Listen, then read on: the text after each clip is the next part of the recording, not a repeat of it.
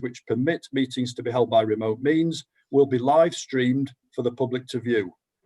In order to make the meeting run as smooth as possible, can I please ask you to keep on mute when you're not speaking?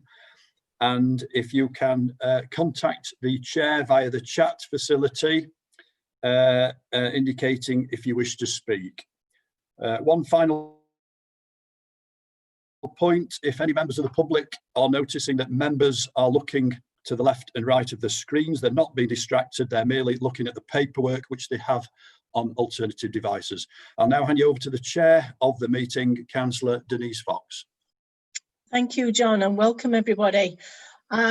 Just for the members of the public, if anybody leaves the screen, it's because we're having IT difficulties. I'd noticed when John was giving his introduction, he kept freezing, John, so we may have some difficulties during the afternoon, evening. So we just remind people to just press on the link and get back in. So I just apologise if that happens. So welcome to our scrutiny board. The second item is apologies for absence. Do we have any apologies, John? Yes, Chair, I believe we've received apologies from Councillors Brian Lodge and Abdul Qayyum. Thank you. Item number 3, the exclusion of public and press. There is no items on the agenda today that we have to exclude the public and press. Item number 4, declarations of interest. Does any members wish to declare any interest? Councillor Miskell? Chair, I should declare an interest as Cabinet Member Mazza Iqbal's Cabinet Advisor for Business and Investment, and some of the items that we're going to be discussing with regards to city centre growth and development fall within his remit. Thank you. That will be noted, Councillor Miskell. Thank you. Anybody else? No. Thank you. Item 5. We've got 2 lots of minutes of previous meetings. The first one is the 24th of November. Can we just agree that these are a true record first? Do we agree? We've got some nods. Councillor Richards, yes? Thank you. Do we have any matters arising from these minutes? No. We all right with those? Seems a long time ago now, doesn't it? Okay, so we'll go on to the next lots of minutes, which are the meeting held on the 15th of December. Can we have a show of hands to agree that this is a true record? Thank you, councillors. Do we have any matters arising from these minutes? No, we're all okay. Thank you. That's quite easy, John, today. Oh, don't say that. Item number 6.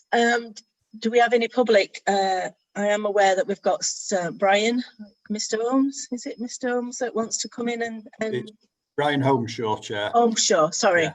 Yeah. Welcome, Brian.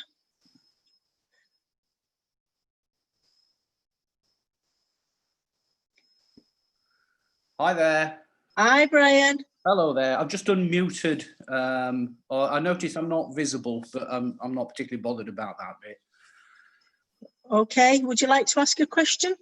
Yes, thank you. Thanks for the opportunity to be able to ask a question. I'm going to ask a question on minimum housing space standards in Sheffield. And I wanted to point out that in one recent local planning application, substandard living conditions were not considered to be grounds for refusal. And in another application for what were described as being student residential accommodation, the developer defended these, what I regard as being rather tiny room sizes, as not being intended for long-term student accommodation. And I don't think that's acceptable for the well-being of either current or future residents. So the question I really wanted to ask was, why has Sheffield City Council never put minimum space standards for housing in place? And are they going to do it now? Thank you, Brian. Thank you. Do we have any officers here that could answer that question today? Simon, thank you. Yeah, yes. If I can just sort of start off, and then I'll bring Simon in if that's Yeah, okay. Evening members, Colin Walker, interim head of planning. I think the first thing to say, and I was going to preamble the introduction to the next item with this, if possible, is that the purpose of this report being here this evening, and myself and Simon, is a request to provide an update on the local plan. What that isn't is an opportunity to enter into a debate around planning policy or the specifics of policies or different planning approaches. And I think that members might be on slightly difficult ground if members seek to enter into or start to get into specifics with regard to merits of individual planning policy choices this evening in this particular committee, given that the brief was to provide an update on process and where we are in that process, not to provide an update or to provide commentary on particular policy options. So having prefaced Simon with that, with those words, Chair, do you want Simon to provide some kind of substantive response to that? Because clearly that may then lead into a more detailed policy specific response, but we can provide a kind of a broad overview if that's what members wish. Yes, please. Now that Brian's asked his question, I think it's relevant to answer his question. Simon, can you answer that, please? Yeah. Essentially, the government introduced what are called nationally described space standards in 2015, and basically at that point, the government said these standards will replace all locally set standards. But in order to apply those nationally set standards, you have to have a policy in an up-to-date local plan, which says essentially that you will apply the standards. So until we have the new local plan in place, we're unable to apply the nationally described space standards. But you can view those standards on the government's website. I can provide the link to those after the meeting if that's helpful. And I think we would agree that it makes sense to have space standards in the local plan, and I think our intention will be to adopt those as soon as we can do it as part of the local plan. Thank you, Simon. And before you go, Brian, we have got Councillor Julie Grocott that's just joined us, who is the new cabinet member that's taking the lead on this role. So she is here to observe this, and I'm sure she's taken note of that, Brian. And it will be discussed further. Thank you. Thank you. Thank you very much. Bye-bye. Bye-bye. Okay, that leads us nicely on to item 7, which is the update of the local plan. Who is leading on this? Again, if I can do a quick intro, Chair, and then I'll hand over to Simon to fill in the gaps, if that's okay. That's fine, thank you. Okay, so just to kind of just rewind a little bit, we were asked before Christmas actually to provide an update on the progress of the local plan, which is clearly why Simon and I are here this evening. We appreciate the report is quite brief, but hopefully it's relatively succinct as well, and it doesn't go off into what I talked about at the beginning, which was particular policy choices. And I think that those choices we will need to look at and get into and debate and be informed by various things over the course of the coming months. And I think that, it's important to say at this time, we are where we are in the process, which is quite a lengthy one. The process started back in 2015, as the report says. We've moved on quite a long way since then. We put together, before my time, and I think Simon was involved to some extent, something that was quite detailed, and that came to the fore a couple of years ago, members at that time were rather concerned about the level of detail in that and the particular direction. So we kind of went back to not quite the drawing board, but we went away and thought about it. And we also did a lot of listening to members and partners and people outside the council. And I spent quite a lot of time talking to various people and listening as well. And I think what we try to do is to make the plan simpler and to make it much more understandable in the way that we've come at the options that we put forward in the documentation that we brought forward last year. And you'll see from the report in front of you that that included 3 options that Simon will touch on in a moment or two. So we tried to simplify what we brought forward. We've simplified the process as much as we possibly can. It's quite a complex process, unfortunately, which is set out by national government. We've also listened to our advisors in government in terms of what they think and how we can best present the plan to meet their guidance and their legislation, because obviously that can be quite tortuous and complex. So we think we've got government back on our side. As I say, we've simplified things as far as we possibly can. We've also aligned the options as closely as we can to government legislation and guidance. Appreciate that has been moving over the last year or so, particularly in terms of maximising use of previously developed land and maximising density where that's appropriate, which by virtue of that obviously reduces the potential risk of extending out onto previously undeveloped sites. We put those into something called a Reg 18 document, Regulation 18, that we went out for consultation on last year.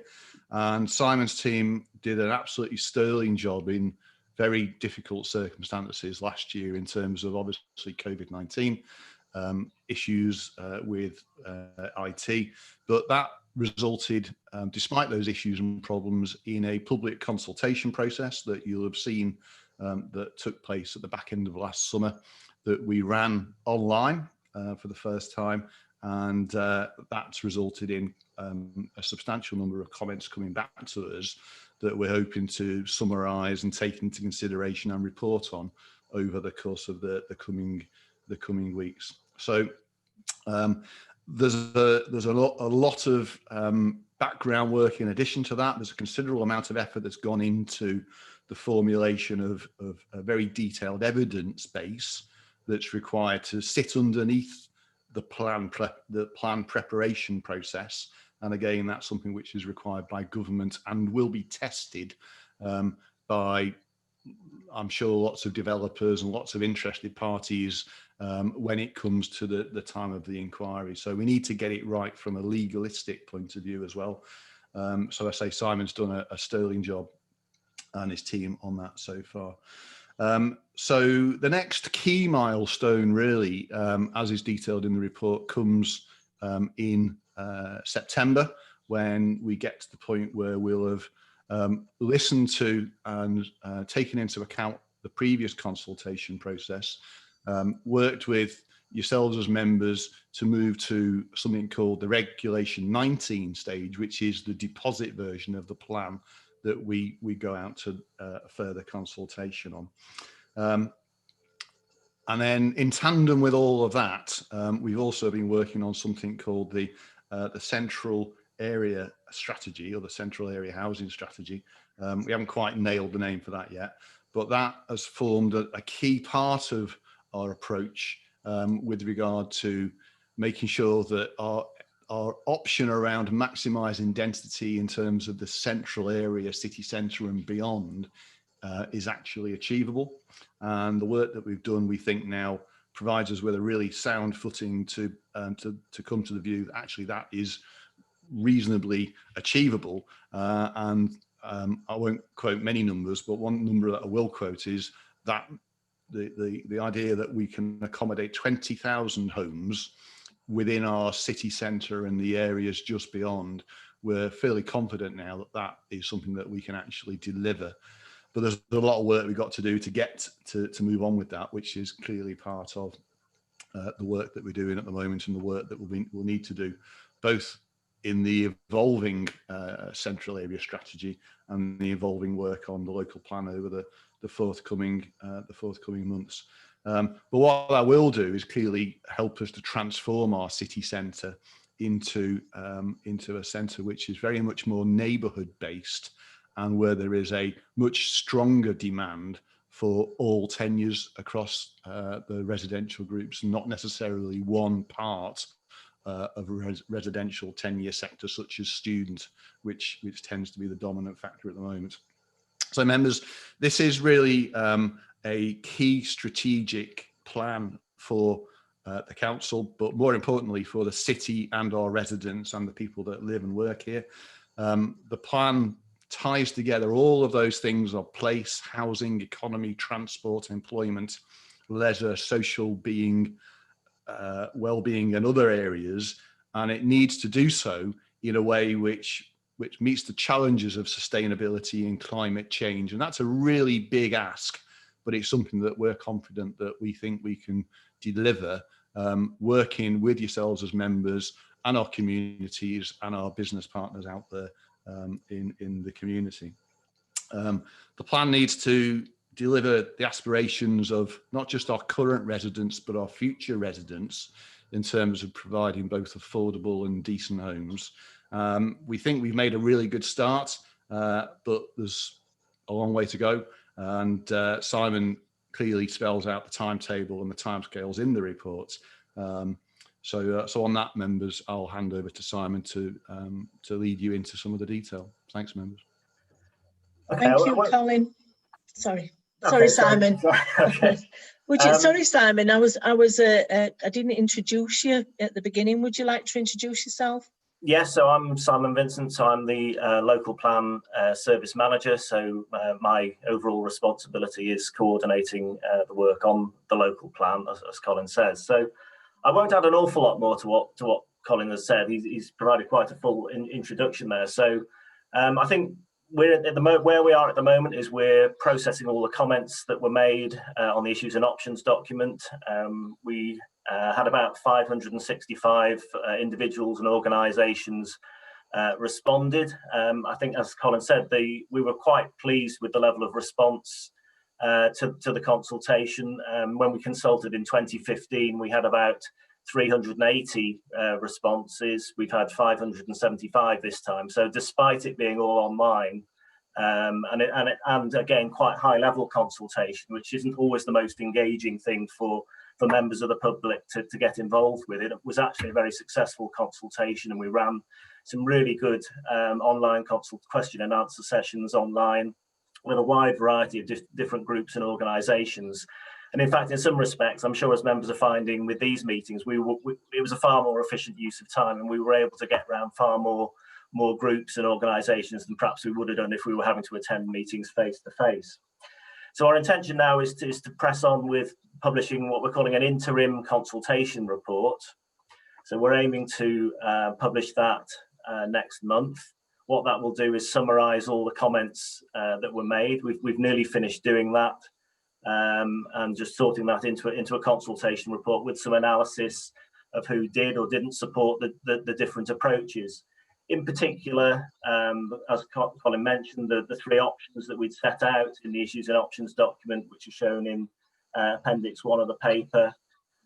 So we'll provide some analysis on the level of support for the different options, as well as some of the other questions we asked in the issues and options document. Important to stress that the issues and options document is not the draft plan. The purpose of that document was purely to ask the public what the new plan should contain. It was really there to stimulate debate and discussion. You may want to add to that discussion today. In terms of the next steps, as Colin said, we ended up consulting slightly later than we'd intended on issues and options last year because of COVID. So the timetable that we've set out in the report will probably slip slightly. So the Regulation 19 stage is a little later than we'd shown in the local development scheme that was published in 2019. But the intention would be to take the draft plan to Cabinet in September. and then it would need full council approval in October before it goes out to a further round of consultation. As Colin says, there's a lot of work to do in terms of the background evidence, updating a whole range of different studies and reports, progressing some further work on the central area strategy, particularly around how we deliver on some of the key sites within the central area, and use those as a catalyst to attract more private sector investment into the centre of Sheffield. So I don't think I'll say a lot more than that. I think it's probably at this point open it up to some questions, Chair. Thank you, Simon. We've already got Councillor Maroof indicated that he'd like to speak, ask a question. Thank you, Chair. Thank you for the update on the local plan, which I think is, you'll all agree with me on this, is long overdue. And I think it's been nearly 9 years since we've been on this journey. So it's long overdue. And I think we've had many false dawns on this. Hopefully this will see it to fruition at the end. I'd just like to set a few observations in place and then follow on with some questions as a result of it. I mean, I believe there are over 40,000 people on the council house waiting list, many of whom are in critical need of decent homes and living in overcrowded housing and sofa surfing. Affordable homes, I think, is a very important part of any strategy. By that, I mean homes. By affordable homes, I mean homes which have a social rent of less than 80% market value, not just affordable in the mortgage terms. And correct me if I'm wrong, I might well be wrong here with the figures, but I understand only 1.4% of Sheffield's new builds were affordable homes, and only 6,943 new homes were built in 2016, 17. I know I'm going in history here, but I will clarify as we move on. And only 97 were actual affordable homes. And I understand from the figures that I have at the moment is that only 3,083 new homes are being built in 1920. So the question that arises out of this is, even with 20,000 coming on stream immediately, we are still many, many miles behind in terms of just gathering speed to accommodate the number of homes that we need before we even start developing any further on this, which is an important consideration, I believe, in the local plan. So do you recognise delivery of affordable homes and homes is not adequate? And the rate the city is growing at, because we've had that 9-year lapse of the local plan coming into fruition, we're always going to be in a situation of catch up. So that's question number one. Number two, and I'm glad you touched upon this, Mr. Walker, is around the subject of using existing sites. I believe there are many brownfield sites in Sheffield.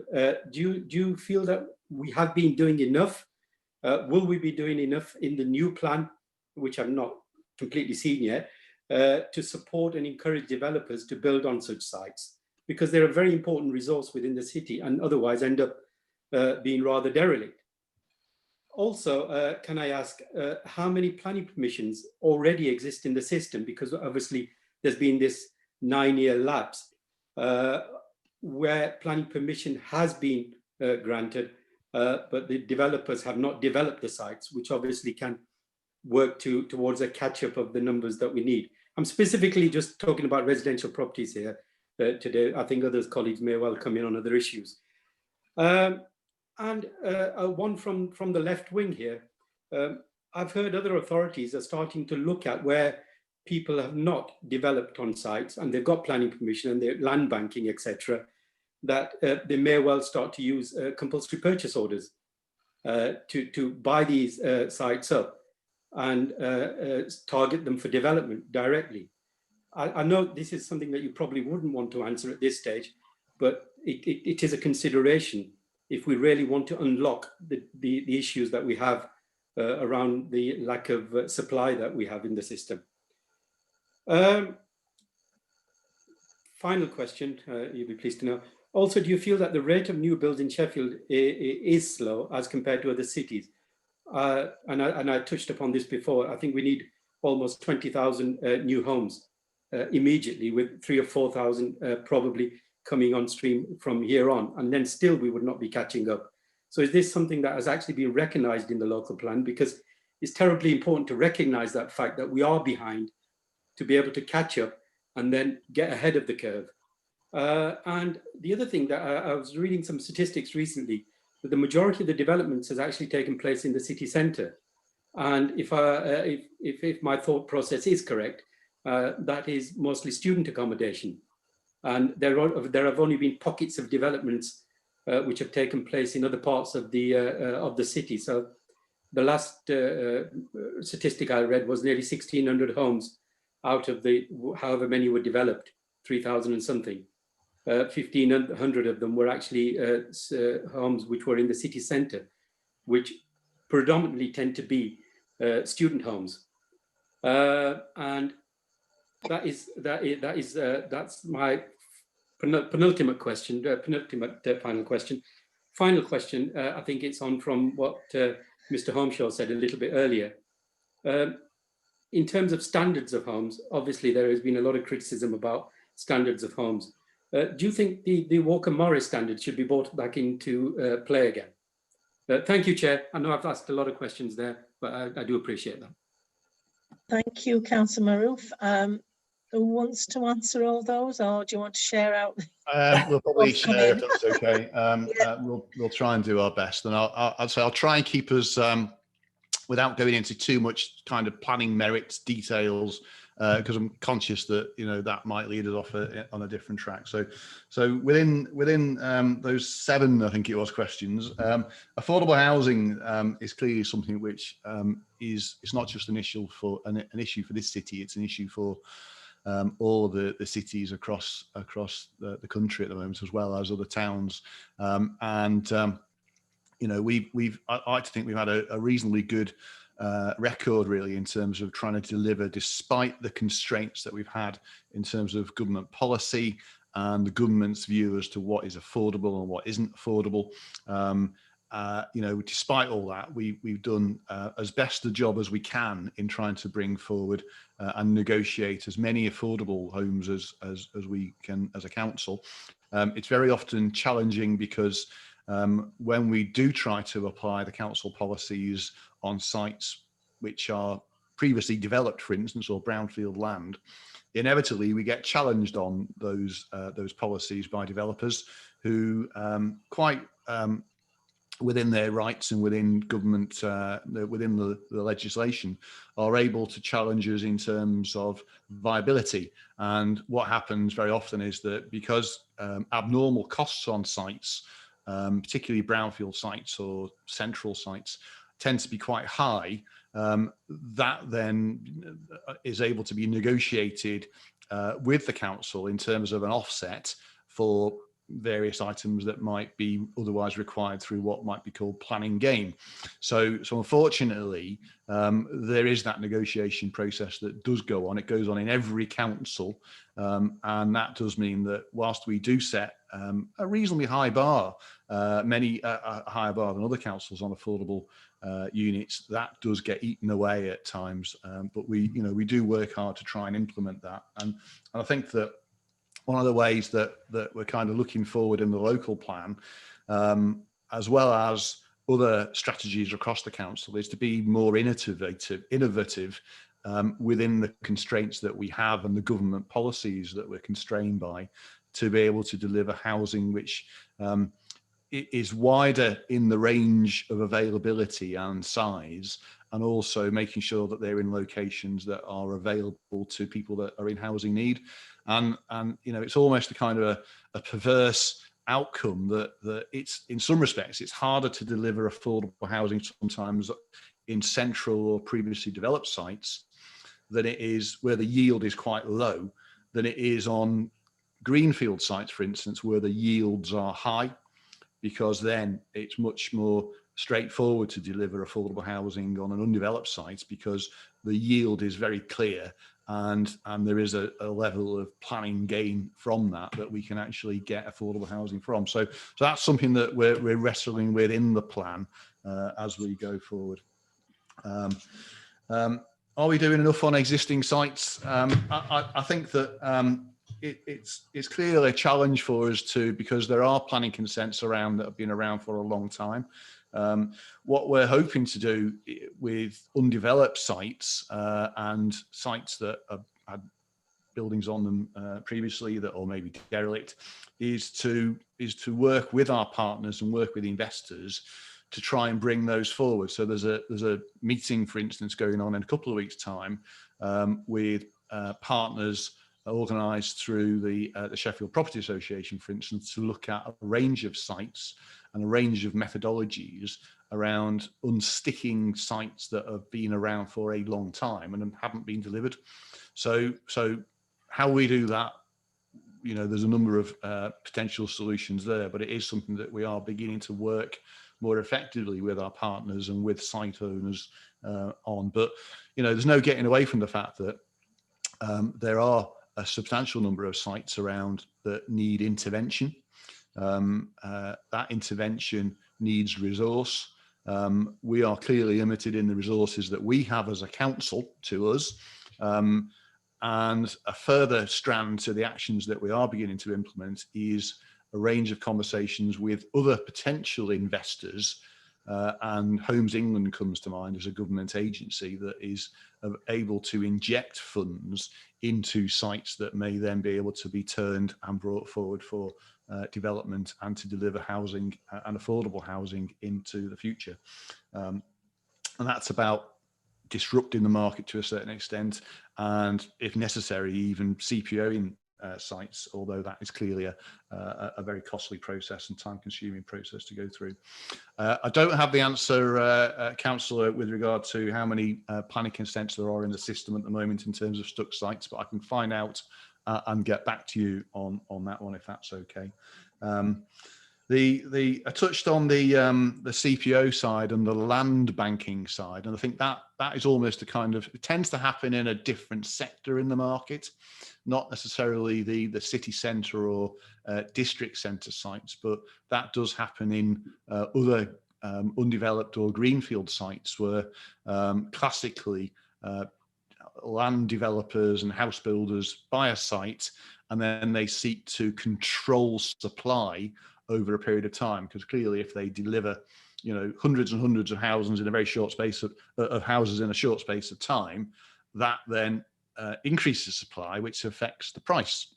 So land banking is a national issue and a national problem, and you know, there are sites around that I'm aware of that potentially could be brought forward, but again, you know, trying to actually intervene and do that is fraught with difficulty, and you know, we really don't have a great range of tools to enable us to do it. The government recognises it, and it is something which is getting in the way of delivery nationally, but the governments have chosen not to censure housing developers or house builders yet on that particular issue.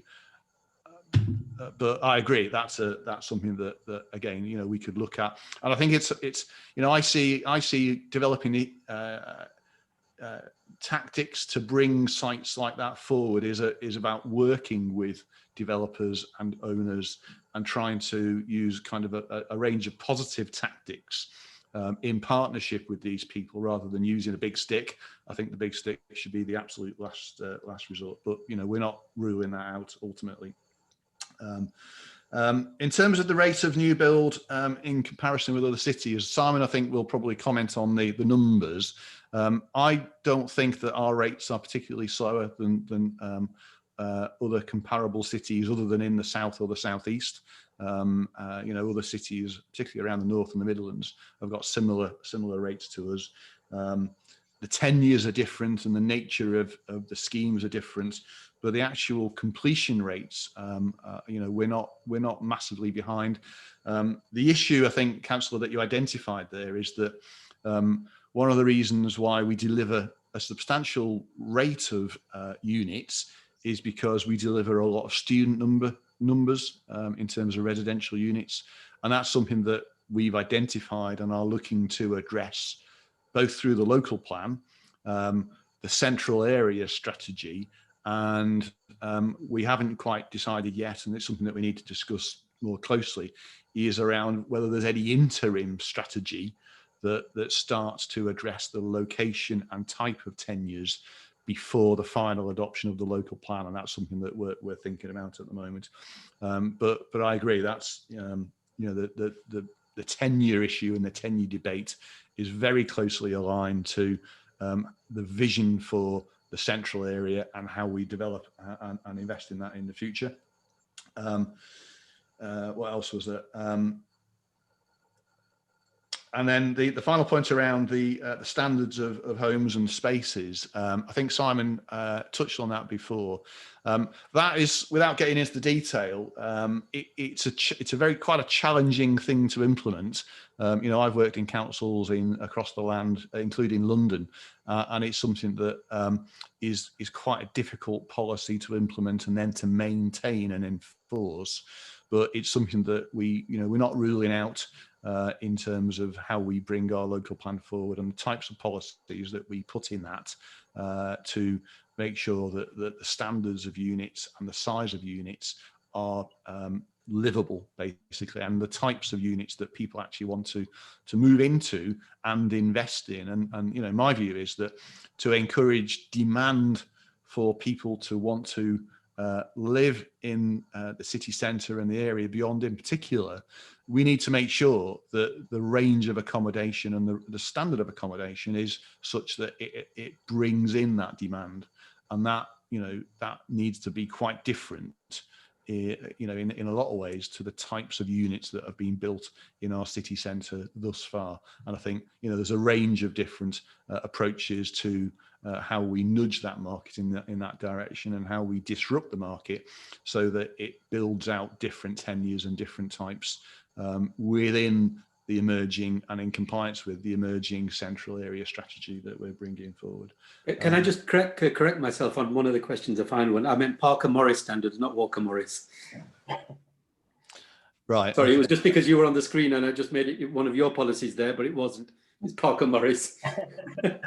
Sorry. Yeah. Okay. So but the same answer applies, and it's something that the nature. I'd say it's quite difficult to apply specific room standards or space standards through the planning system, because it's difficult to enforce and get developers to do that, because they like a certain element of flexibility. It's much easier to try and drive it from a tenure point of view and a build type point of view. And private sector rented, for instance, private rental PRS is a classic, because as a very nature, that's an emerging market at the moment. The standards in managed PRS schemes are substantially larger in terms of livable space, for instance, than student accommodation. So I think we will have, I think, greater success from that side. I'm not discounting using a more punitive approach as well. But Simon, anything to add? Yeah, just perhaps pick up on one or two of the numbers. So, and the question was about, are we behind in terms of housing delivery? Well, actually, on the government's measure, over the last 3 years, we've actually achieved about 110% of what the government says we should be delivering. I mean, whether that's the right mix is another question, because, and as Colin says, there's probably too many student apartments and flats being built. But we have delivered more than the government said we needed to deliver over the last 3 years. And actually, if you look over the last 10 years, in terms of whether we've been successful in building on brownfield sites, well, around 95% of the homes that have been built in Sheffield over the last 10 years have been on brownfield sites. So that's probably one of the highest sort of brownfield delivery rates of any local authority in the country, actually, probably with the exception of probably one or two of those outside some of the authorities in London. In terms of future supply, we've got the latest analysis shows we've got the 5.4 year supply of deliverable housing sites. So that's a slight improvement on where we were a few months ago. A lot of those, so 5.4 years supply probably equates to something around 11,000 dwellings in the pipeline. Now, not all of those get built overnight. They will be built out over the 5 years. So we roughly need to be building around 2,000 a year based on the current delivery targets. I think that's yeah. So on the 5.4 years supply, Probably most of those, probably around 9 to 10,000 of those already have planning permission, either full or outline permission. But obviously, as sites, particularly some of the larger sites, they're built out over a number of years. So the very big sites, like for example, Station Road site at Deepcar, which is around 400 homes, that could be built out over probably 7 to 10 years. It could be quite a long build out rate, because typically on one site, a developer will only build perhaps 30 or 40 units per year. And as Colin says, that there is a sort of vested interest in developers limiting the supply to maintain prices. So in terms of affordable housing, the government is probably only going to get near its 300,000 homes a year target nationally if it puts money into a major affordable housing council house building programme, delivering the type of affordable housing you were talking about, Councillor, social housing for rent. Without that sort of government investment, I think that nationally the government will struggle to get near to that 300,000 target. Thank you. Thank you, Councillor Mohammed. Councillor Auckland. Thank you, Chair. Just, I've got to say, I was thrown a little bit by Colin's comments about we're only here to report on progress, and we must be careful not to get into policy or the options, the options A, B, C. I just wonder if you could just enlighten me. I might be missing something obvious. Is it because we're out of a public consultation period or something like that? Because I would have thought members were in a position to express some views. But if we are into process, perhaps Colin from more recent experience and Simon from longer experience could explain how come we've got to this position where it's 2023 before we hope to have a Sheffield plan. And this history goes back well before 2015 when a plan was prepared, and an awful lot of effort must have gone into that, officer resource, consultancy, and we're still not there. How come actually this has come about? Surely it's something we ought to scrutinise at some point. What's the relationship like with central government? You mentioned it now, because they have this deadline of December 2023 for coming up with a plan, but also in their largely discredited, I would say, planning for change white paper, they're saying they're expecting authorities to submit a plan under the new proposals when they've got their new proposals by December 2024, which is only the year after we're hoping to have completed ours. Or is there some sort of hybrid arrangement which will get us over the line? In terms of up-to-date policies, have we got some vulnerability to challenge from developers? Because frankly, certainly the UDP in 1998 and even the core strategy is getting a bit dated. And in terms of process, do we have a partial way around in the interim by making use of supplementary planning guidance documents, which might make us greener, more say ecologically sound, more density friendly, more protective of green and open spaces? Those are my questions, Chair. Thanks. Thanks, Councillor Auckland. Is it Simon? Are you going to answer? If I can make a start, Chair, and again, I'd say if need be, hand over to Simon. I think just to explain the sort of prefacing comments, members, in terms of the planning policy. Planning is by its nature a kind of a semi-judicial process which is governed by very strict and legalistic set of rules and legislation, and at any stage really, both planning decisions on planning applications and the planning process through the formulation of a local plan or planning policy is open to challenge, legal challenge, and in that, that that can happen from time to time. So we have to be relatively careful and straightforward that we're following due process at every stage. Now, that doesn't mean to say that we have to be constrained in meetings such as this with regard to the range of things that you talk about, but as an officer, I have to advise you that we do need to be mindful that you've asked us to report on the process and the progress.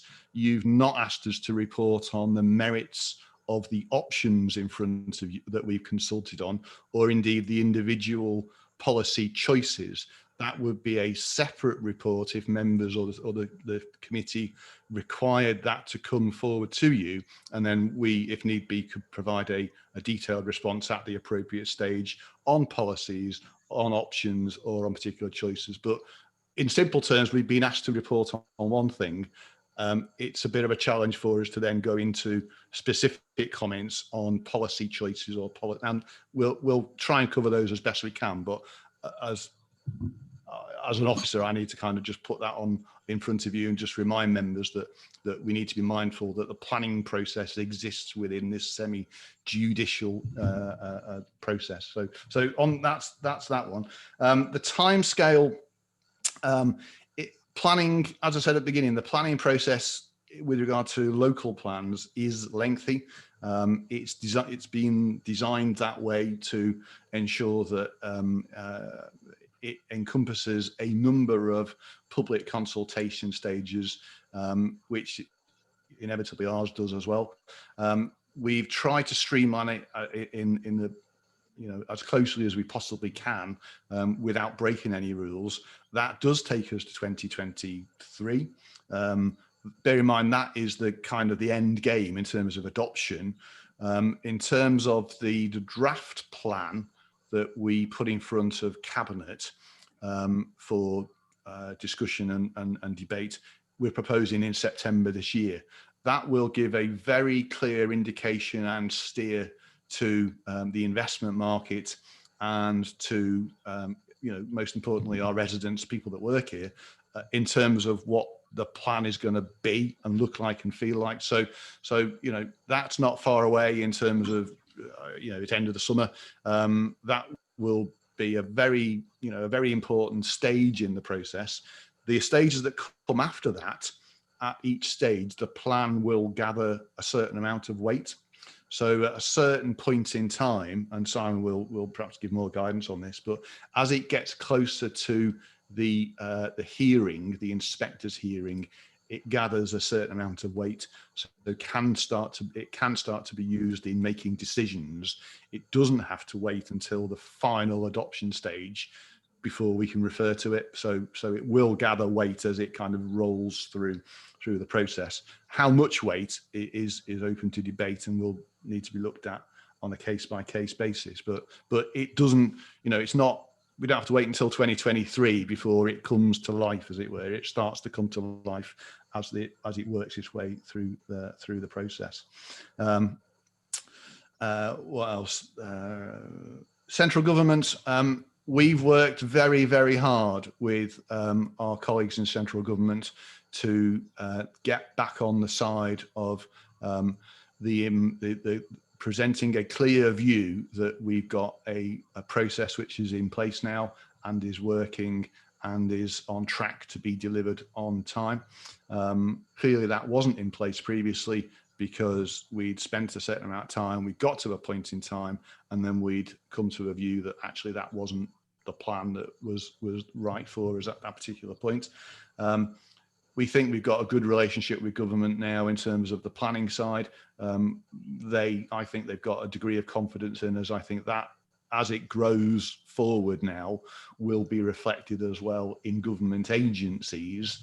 And I mentioned Homes England for a reason, because Homes England is a very strong player in the investment market and a very important partner for helping us to deliver key sites and investment sites, particularly into the city centre, but also in our district centres as well. So brownfield sites, injection of funds through a government agency will be a really strong signal to the market. So I'm confident, members, that we've turned a corner on that relationship with the planning side of government and also the investment side, and that will continue to work hard on that as we move forward. In terms of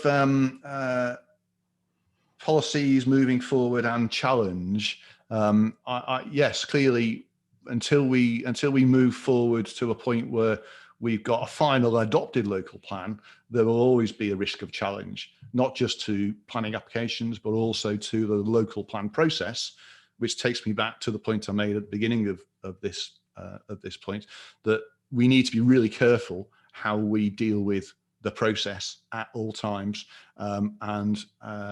because if we do get it wrong, we may be at risk of a legal challenge. I'm not saying that we won't succeed with a legal challenge, but it's something that we need to be absolutely mindful of at every point through the local plan process. And we do take legal advice on that and council's advice at the appropriate stages to assure ourselves really that we are sticking with the rules, which are pretty complex, I have to say. So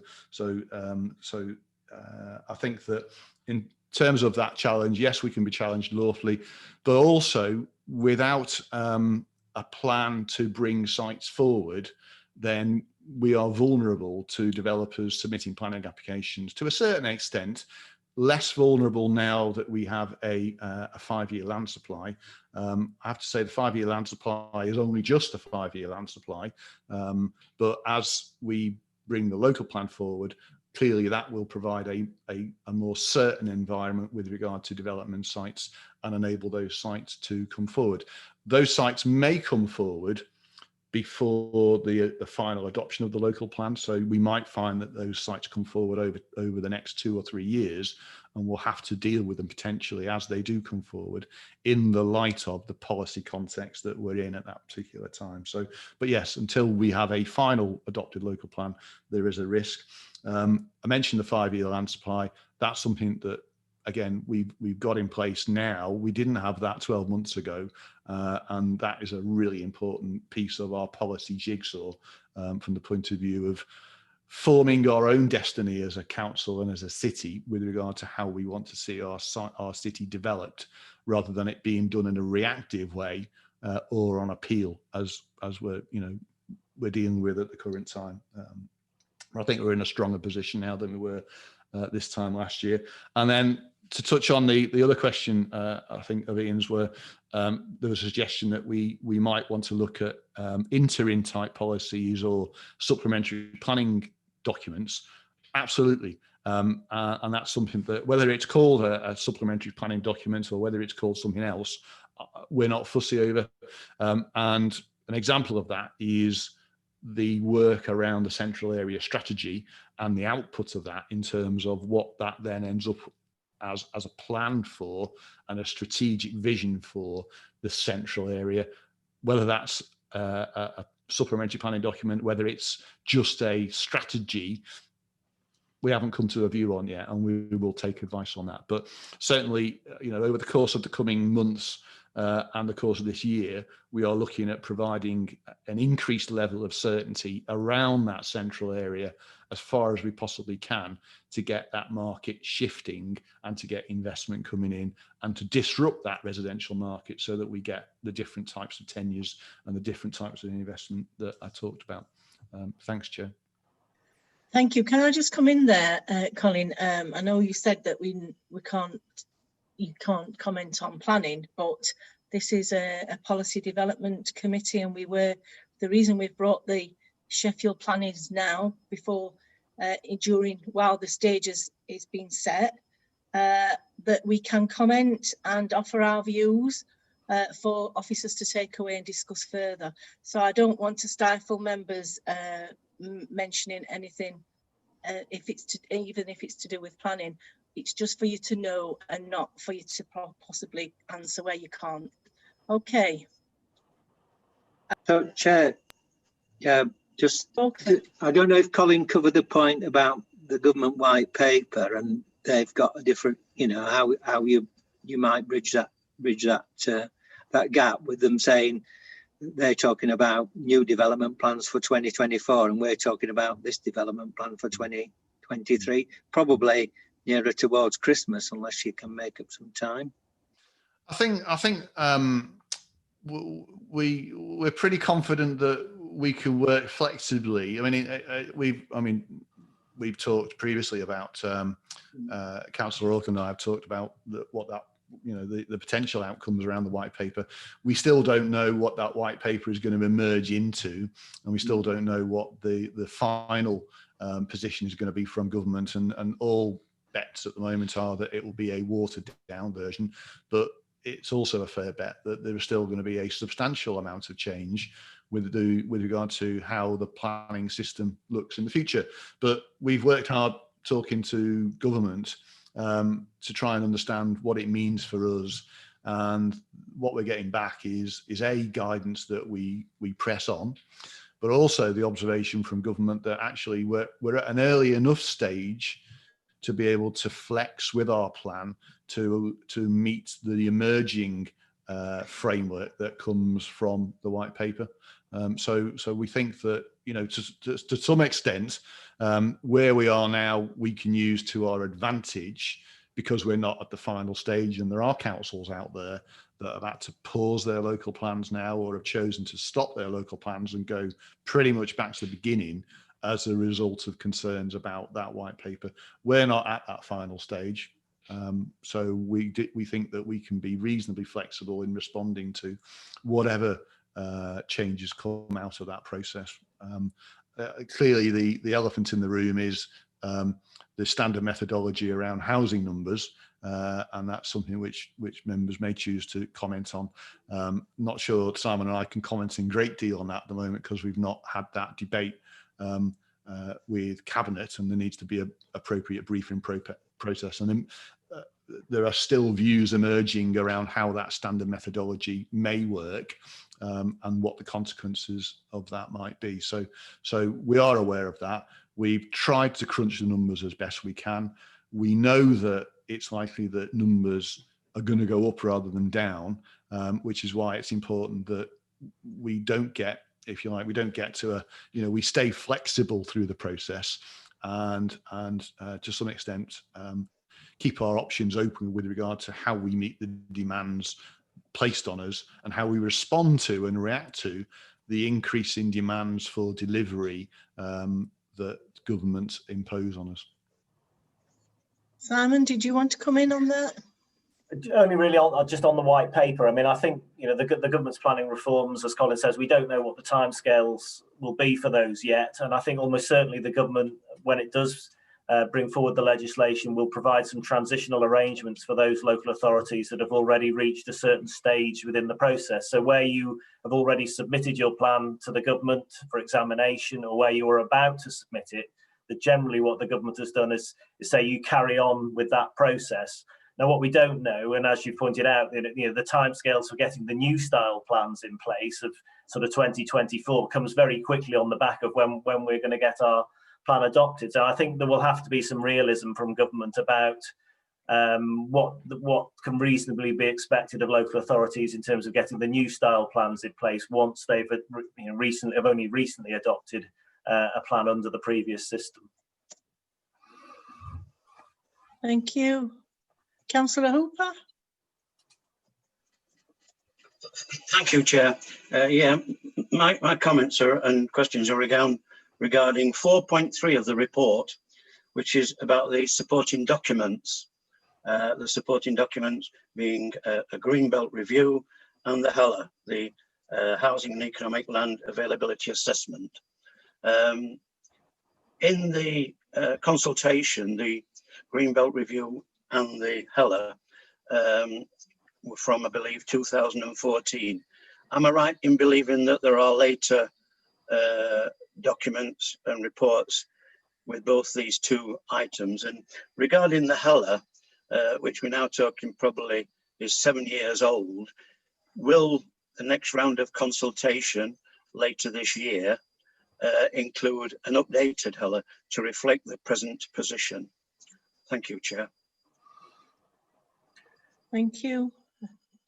Simon? Yeah, I can pick that up. Yeah, the HELA, or the Housing and Economic Land Availability Assessment. I think what Councillor Hooper's referring to there is the call for sites. There were two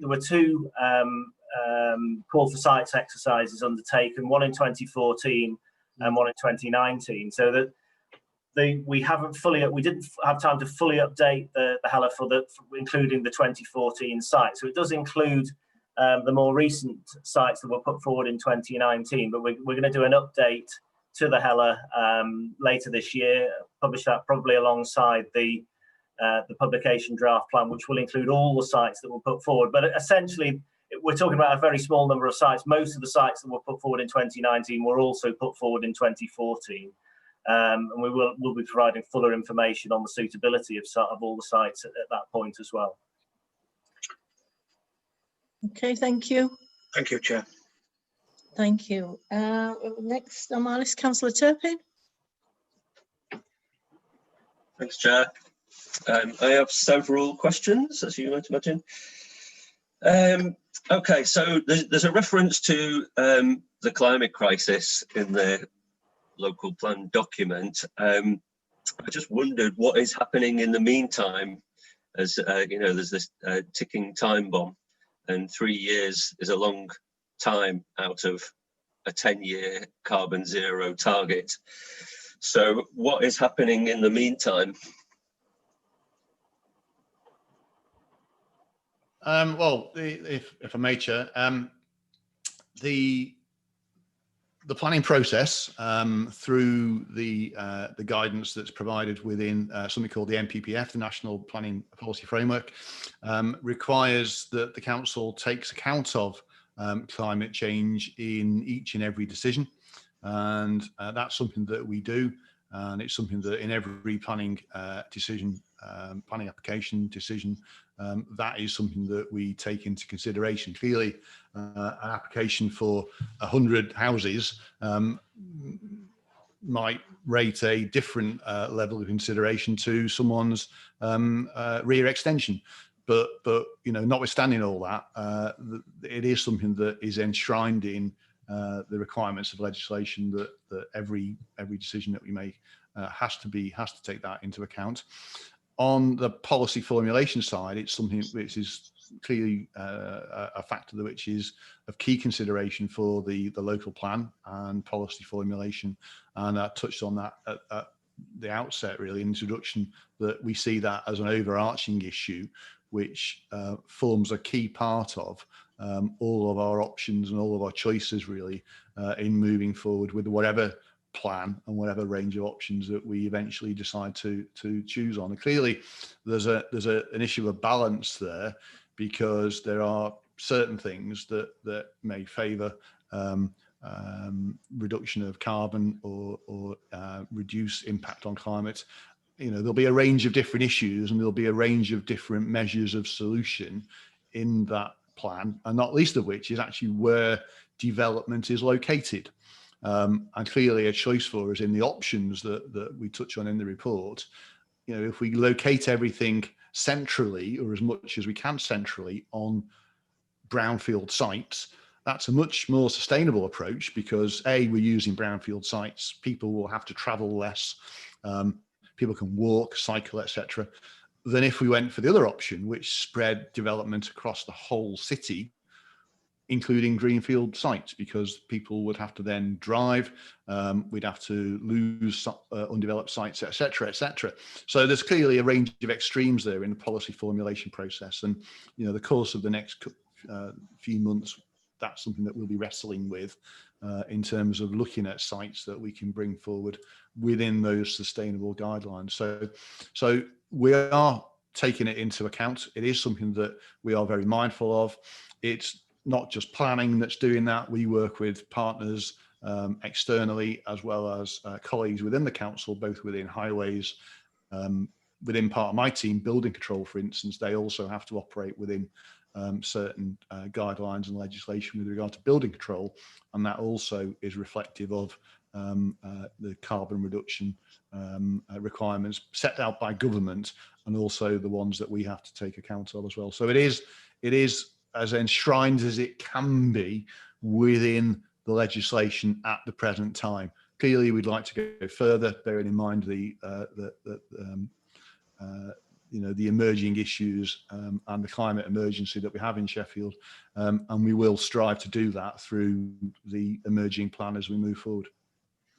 Okay, thanks. Well, I mean, I was asking what's been done in the meantime, but while I've come back, could you tell me then how that manifests in a planning application? For example, or can you give me an example? But I was thinking, will developers be obliged to provide the carbon cost of their development? And also, you know, there's much more than how to heat and insulate a building that affects the climate crisis. You know, modern architects and builders have the climate crisis embedded into the building, you know, using the materials and the distance the materials are from the development, for example. So can you tell me, can you, if possible, give me an example of how that's measured and what obligations are put onto developers or people seeking planning permission to say, you know, this will cost X units of carbon, or how are you doing that, please? Okay, so an example of how we take climate change into consideration now. So I gave the example of 100 homes. So a hypothetical application for 100 homes. Clearly, there would be a fundamental issue there in terms of, is it on a brownfield site or a greenfield site? Clearly, we would favour a brownfield site at the moment. If it was on a greenfield site, there would be a presumption against that, taking certain matters into consideration, including planning policy and the NPPF. Within a development such as 100 homes, that we would look at issues in terms of transportation, accessibility to transport, and the sustainability of such a scheme in terms of access to facilities, access to shops, access to doctor's surgeries, education. And we would seek to minimise as far as possible the number of car journeys. So we may, for instance, enter into a negotiation with a developer about a commuted sum to minimise journeys. So a commuted sum might be for things like a contribution towards public transport. So they're the kind of debates that we get into now that reflect back on issues in relation to climate change. You know, fully appreciate that we would like to do more, but coming on to the other point that Councillor mentioned in terms of carbon cost and charging that back, the only comment I can state at the moment is that we have to operate within the law, and we have to operate within the guidance and legislation that government sets out. And we can only use the tools that we lawfully have as a council to do that. So at the present time, I have to say that legislation could go further. Arguably, it should go further, but there are national choices there to be made by government as to how it sets planning legislation in the future to enable councils to be much more punitive on developers to ensure that climate impact is lessened as far as possible, but also where there is an inevitable carbon impact to be able to recoup some of that for the public benefit. The moment, I have to say, the planning system is somewhat wanting in that aspect, and the legislation is somewhat wanting in that aspect. There is a national policy debate going on clearly at the moment in that respect, and that's something clearly that is, you know, very important to us, and we would like to go further on a range of issues, but we are constrained by that legislation and that national planning guidance position. The final point, in terms of building materials and the impact of materials and the way houses are built, you know, and the types of materials that get used by developers. Again, you know, the government has made a number of choices there. It could have gone further over recent years in terms of requiring builders to comply with much higher levels, for instance, of insulation requirements, much higher levels of building standards in terms of insulation and carbon reduction. It's chosen not to. So we are where we are, unfortunately, with regard to both planning and with regard to building regulations. Whether the government chooses to move in a particular direction over the course of the coming years, let's hope so. And, you know, there's been a considerable amount of debate around the white paper, for instance, and suggestions that that hasn't gone far enough in addressing those issues and bringing the balance back to enable councils like ourselves to require carbon offsetting and better carbon reduction schemes from developers. Thanks. Sorry to labour the point, but and I appreciate what you're saying about taking into account travel times and what have you. How is that then measured and recorded? Because is it basically like, oh, this development is on the bus route, or, you know, how do you measure and record that? Because clearly that's going to be pretty important. Simon, do you want to answer that one? Well, at the moment there's no other than assessing the renewable energy proposals within the development. There's no sort of measuring of the performance of the development as such against a set of carbon reduction criteria. We don't record that information as a matter of course. As Colin says, we address the issues around that will support a more sort of carbon efficient development, but we don't actually record that information as a local authority, and I don't think many local authorities do. I'd be very surprised if many local authorities do that at the moment. Maybe something we should do in the future, but at the moment we don't have the processes in place to do that. Yeah, thanks, Simon. I would suggest that without having a system to measure and record, that the climate crisis is not being taken into account whatsoever. Okay, so moving on then. The central area that this plan is deeply concerned with. Do you know how many homes are in the central area currently?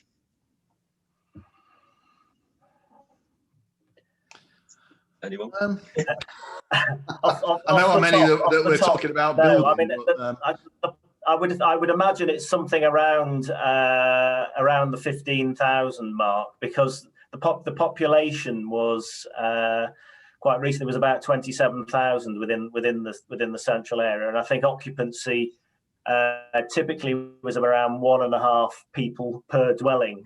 So it's probably around the sort of, I think 15,000 or slightly above the 15,000 mark would be what I would estimate. Thanks. So basically, you're suggesting that we more than double the number of people living in that area in a very short time. I don't really like the sound of that. What was I going to say? So when you talk about housing density, you know, we see it time and again. I mean, I just do not like the term, and I don't like the thought. And I remember seeing the tower blocks coming down on Norfolk Park and thinking, thank God that's the end of that failed experiment. And since then, there's been nothing but block of flats after block of flats built around the town centre. And as has been referred to already, with tiny, tiny flats. I went in a flat that was only 2 or 3 years old at the bottom of Eccleshall Road. It had one small window in the entire flat. You know, these are not pleasant places to live, and neither are they cheap. And furthermore, the access to green spaces in that area is very limited. And a concern of mine is that it was bad in the old world in 2019. In the future, with people working from home, people having to stay in their homes and around their homes, that those problems are going to be much worse. So what guarantees are there that there'll be things like green spaces, open public spaces to address matters of well-being of people who are going to live in what is going to be a very crowded area. Shall I take that, Chair? Yeah, do you want to kick off, Colin? Thanks, Councillor Turpin, for the questions. I think that it's something which is certainly exercised ourselves through over the course of the last 12 months, and we don't profess to have all the answers, nor do we profess to have an option that we've chosen at the moment, which is go back to the report that in front of you this evening gives an update on where we are in that process. Where we are in that process is that we are still at the option stage.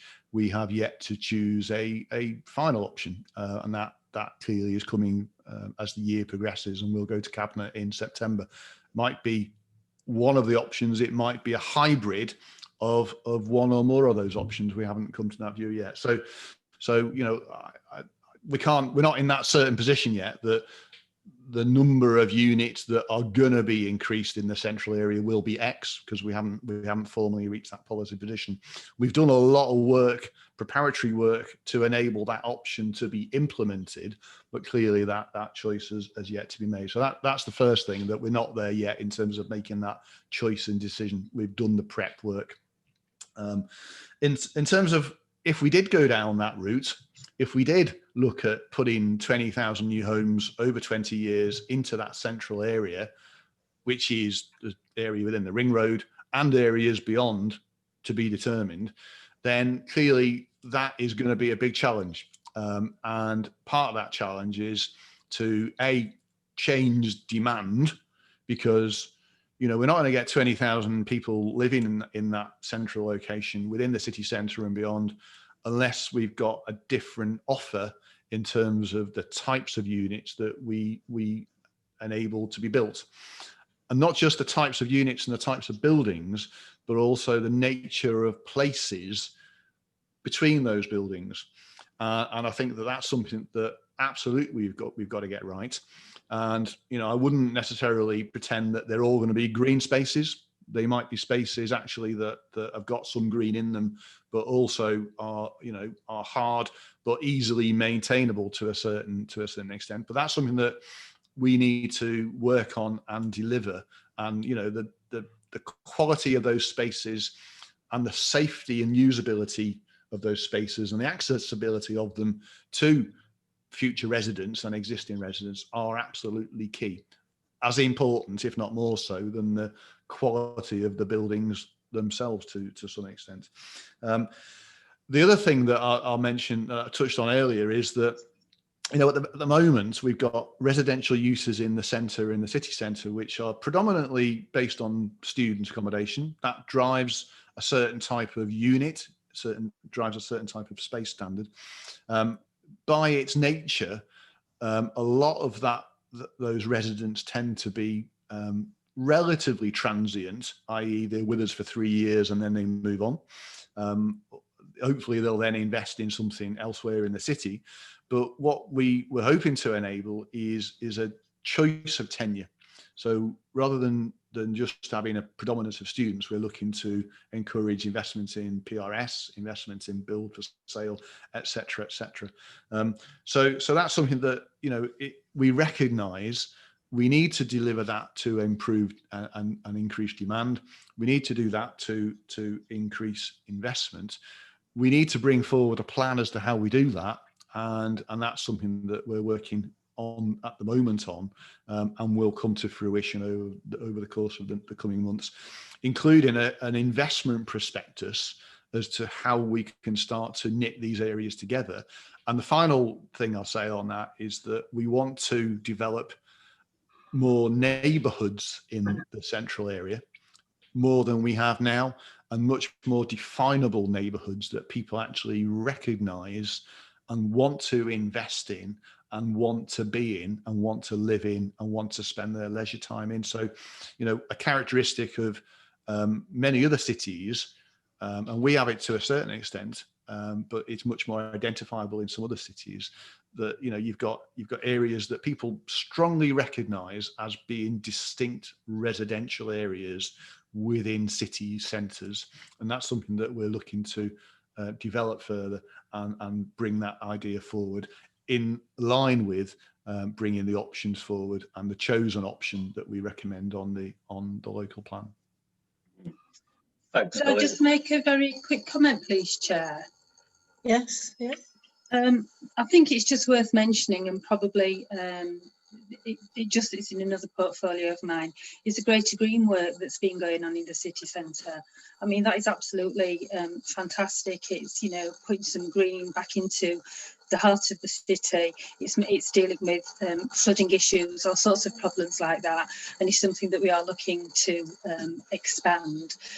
Clearly, it's not within the planning officer's portfolio, but I think there are things there that we are doing that, you know, are being internationally acclaimed within the city centre at the moment, dealing with that very issue. So I think it's quite important that I just flag that up to you, because it's something that you've mentioned now. And because I'm from Stocksbridge, you know, the city centre for me may not be where the city centre is for you, but just again to comment, you know, I see Kelham Island as part of the city centre, and I think, you know, the development that we've got there that is not high rise, that, you know, is providing some real good quality homes in a fantastic environment, is again just worth mentioning. Thank you, Chair. Thank you. Thanks. Yeah, the Greater Green is an excellent project, and I think we all hope that the funding will be found once the EU money stops to continue that. Sorry, Denise, did I talk over you? Chair, It's all right. Thank you, Councillor Turpin. It's now Councillor Smith.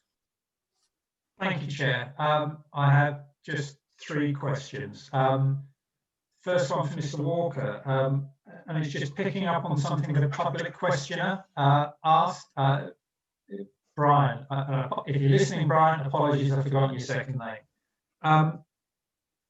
Once the local plan is finally adopted, are we obliged to use national spatial standards, or can we set our own?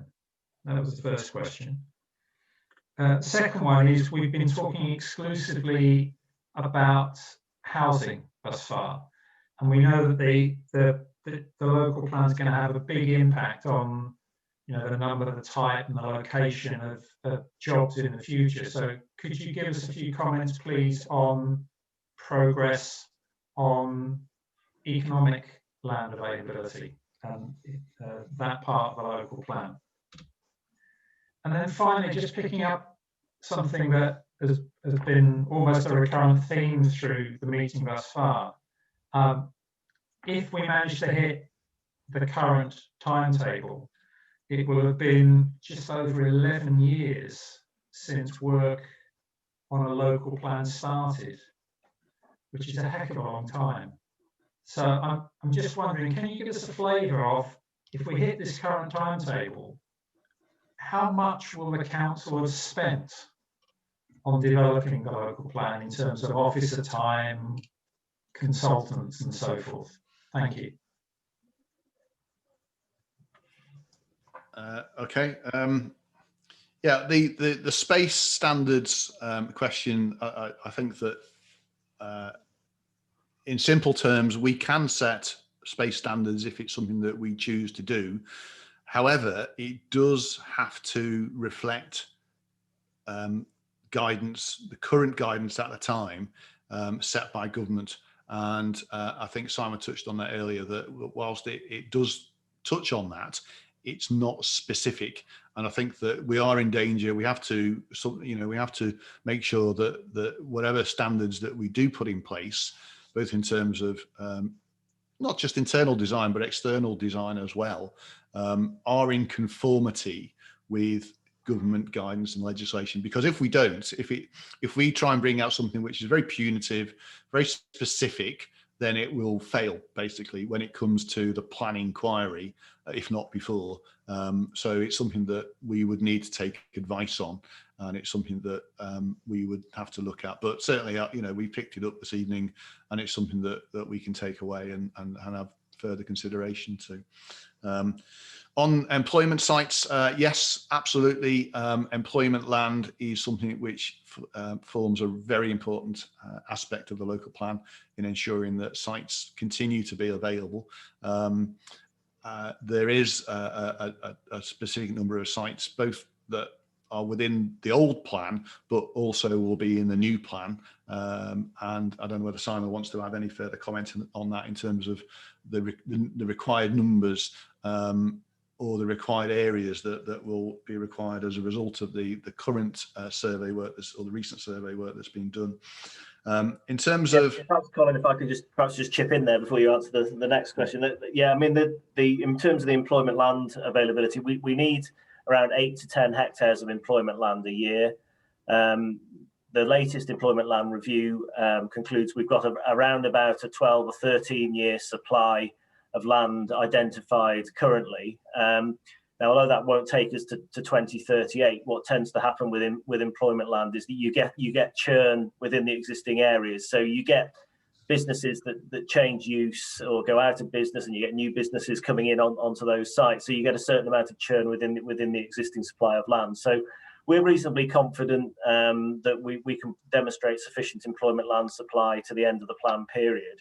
The other thing we're doing is we're having discussions with neighbouring local authorities about whether there are certain types of use, particularly warehouses and distribution, that might be more appropriately provided within neighbouring districts. And some of the neighbouring authorities are better located in terms of the transport network, whether it's rail or road, in terms of being more attractive as well for people who want to build that sort of use. So we're having those discussions as well. And indeed, that was one of the questions we asked in the issues and options consultation, was about whether some of the specific use could be met within neighbouring authorities. Yeah, and then finally, Councillor, the question in terms of time scale and cost. You know, we're not an unusual council in the respect of time scale. As I say, there are councils at the moment that have spent 5 years or more in their local plan process and have decided to pause their local plans as a result of emerging new government legislation. Clearly, we're not in that position. Appreciate it's taken time. We came to the view as a council almost 2 years ago that the work we'd done at that time was no longer reflective of the changing circumstances around us, not least the changing circumstances in terms of the way the housing market was moving, and also the potential for that plan to be in conformity with emerging changes from the government. So we, you know, the decision was taken. We are where we are. We've moved on now, and we've moved on a long way, I think, in terms of where we were 2 years ago. And I think that we're now in a strong position, or a considerably stronger position, to be able to provide a plan which provides a confident, strategic, spatial vision for the city, which will lever in billions of pounds in investment over the course of the next 10 to 20 years. So within the context of cost and consultants of office of time, I don't have a figure for that, I'm afraid. But what I would say is that it is the platform and it is the bedrock for billions of pounds of investment over the course of the coming years, which is vitally important. And it's vitally important that we get the plan right to ensure that we get those billions of pounds over the course of the next 20 years, rather than it going to other cities or other locations in the country. Thank you for that, Mr. Walker. I appreciate it's a difficult figure, a difficult question to ask, but could you give me an estimate of the cost later, please? Thank you. Thank you, Councillor Richards. Thank you, Chair. A couple of comments and a question, please. I was just concerned, I suppose, a wee bit, that Councillor Turpin said that high-rise living doesn't work or isn't very good, because in my ward I do have some. I've clearly got Park Hill, which is both desirable, and if I could afford to live there, I would love to.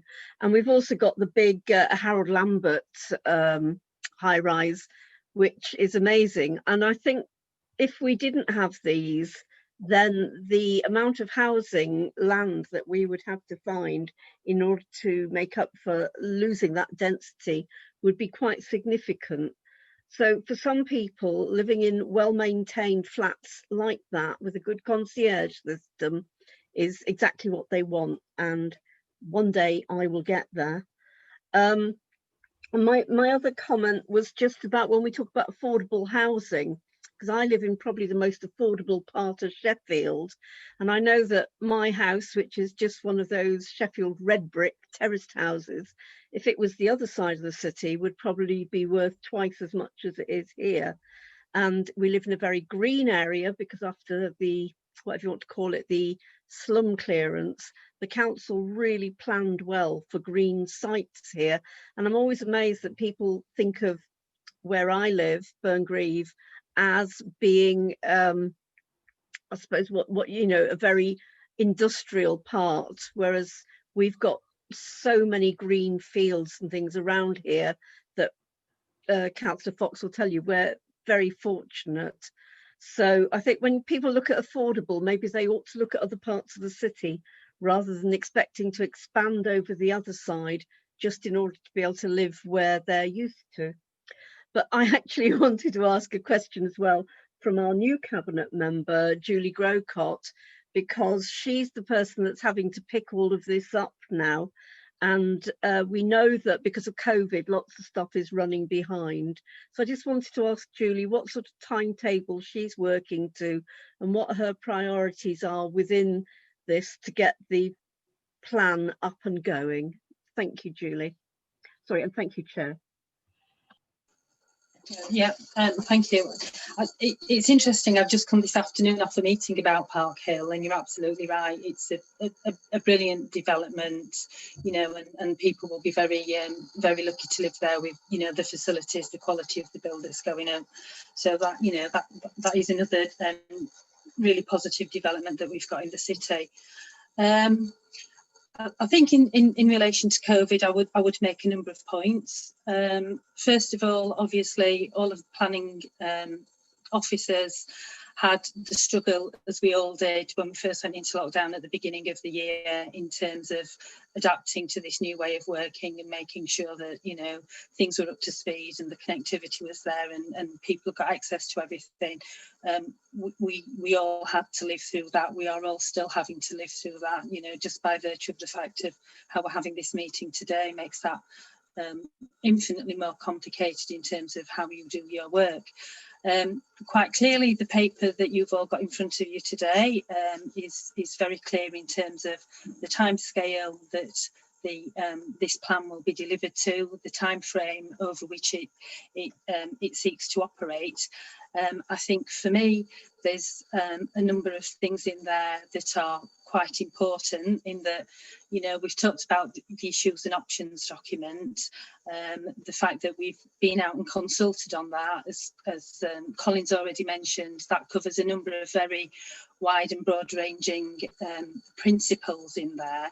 So I think we're lucky in the respect that because of that, wherever we are with COVID when we come out the other end, you know, however people choose to live their lives, what changes become part of our everyday norm, I think we're fortunate that this document will be able to pick those up and look at those and make sense of it. So I think that is quite fortunate that we're at that point where we're not so far down the line that if there are some consequences that need to be accommodated because of how people live their lives in the future, we won't be able to pick those up in the plan. I'm sure that we will. So I see that as quite a positive within there. In relation to timescales and things, that is absolutely down to me now.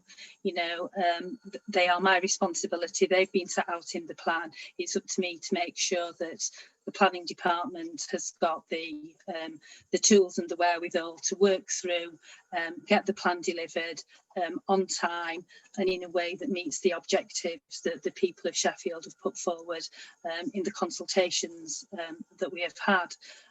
For my own part, this has been a really helpful session this afternoon, listening to all of you, listening to the concerns that you have got, the things that are important to you. I have been making a note of them, so there will be, you know, some critical questions being asked as we move forward to make sure that we are covering the points that are not only important to members, but important to people in the city as well. So hopefully we will deliver it on time, because, you know, I think we've got to. It's a crucial part of the city moving forward, and I think it's a very exciting and challenging time for us all. And I think there's some really positive options in there, notwithstanding a lot of the difficulties that have been incurred, and that, you know, concerns that you have raised this afternoon. So yeah, we will crack on and we will deliver on time, Sinead. Yeah, thank you, Councillor Groscock. Councillor Hurst.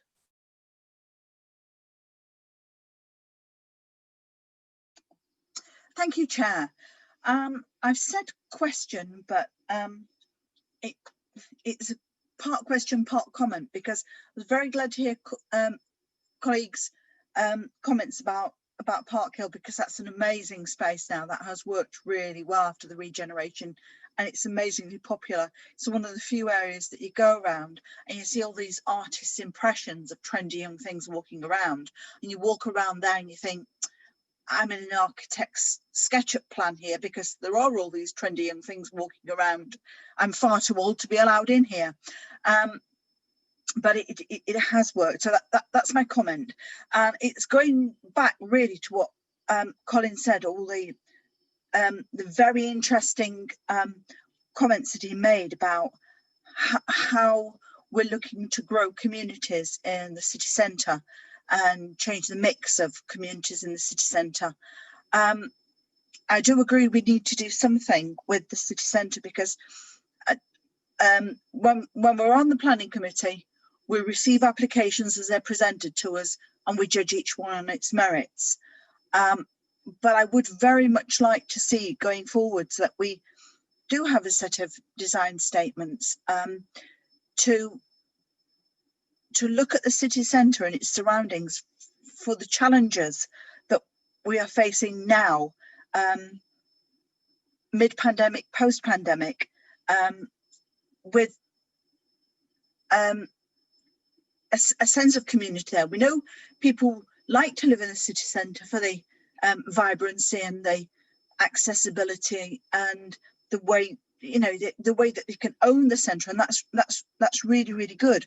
But equally, it's important the way that we've put in open spaces for recreation in some of the developments that have taken place now. And going forwards, we need to keep thinking about those, and we need to keep thinking about accessible open space for people who live in the city centre, and the facilities that they might need to support their lives. So I was really interested to hear what you said, Colin. It did chime with a lot of questions and comments that we've had in the past, and I personally would look forward to you either expanding on how the process that you're going to do that now, if you could please, or receiving something back when that's happened in due course. So could you expand, I guess, is my question, or is it a case of doing some work and coming back to us at some future point? Yeah, through you, Chair. More than happy to come back and expand as that work progresses.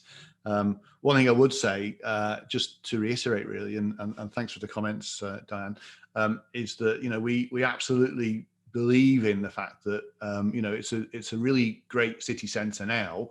It's a really vibrant space to be in. Actually, it can also be quite edgy and quite challenging as well, particularly to live in. And that's something that we want to change, and we want to do that because we want more people to live here and come into the city centre and invest. And, you know, investment is about actually putting down roots as well. And to do all of that, we need to change. I mentioned the word demand. We want to influence that demand so that people actually come and want to do that. And you know, the attraction, for instance, of moving to or investing in somewhere like Kelham Island, actually we replicate that across the rest of the central area and beyond as well, because these things tend to ripple out as we go through time.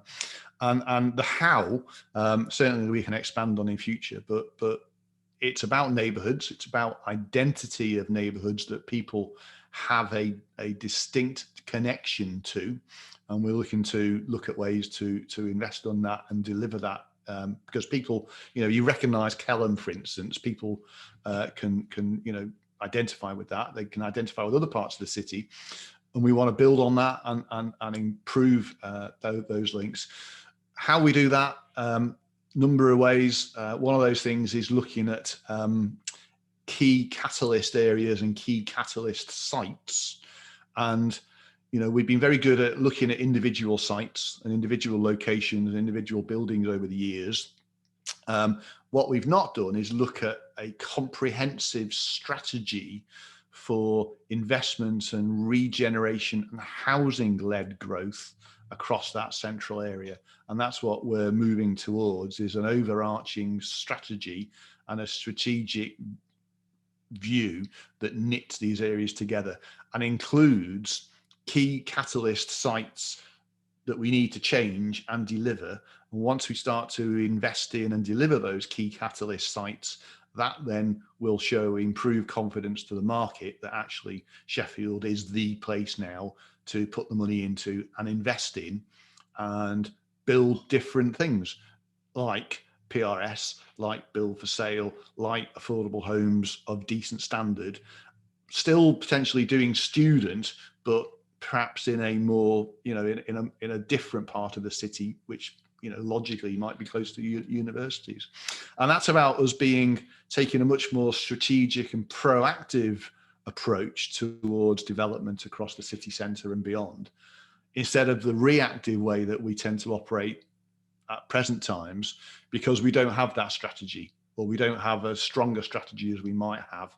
So we tend to react to development and investment proposals that come to us and in specific locations. And this is about moving it in a different direction, and the council and our partners saying, actually, this is our vision now, shared vision for how we want the city centre and the central area to be. Come and invest, but do it in accordance with this plan, and we'll help you to do that. Thank you, Colin. Okay, Diane. Councillor Masters. Yeah, thank you, Chair. Really interesting. Thank you. Thank you. Councillor Masters.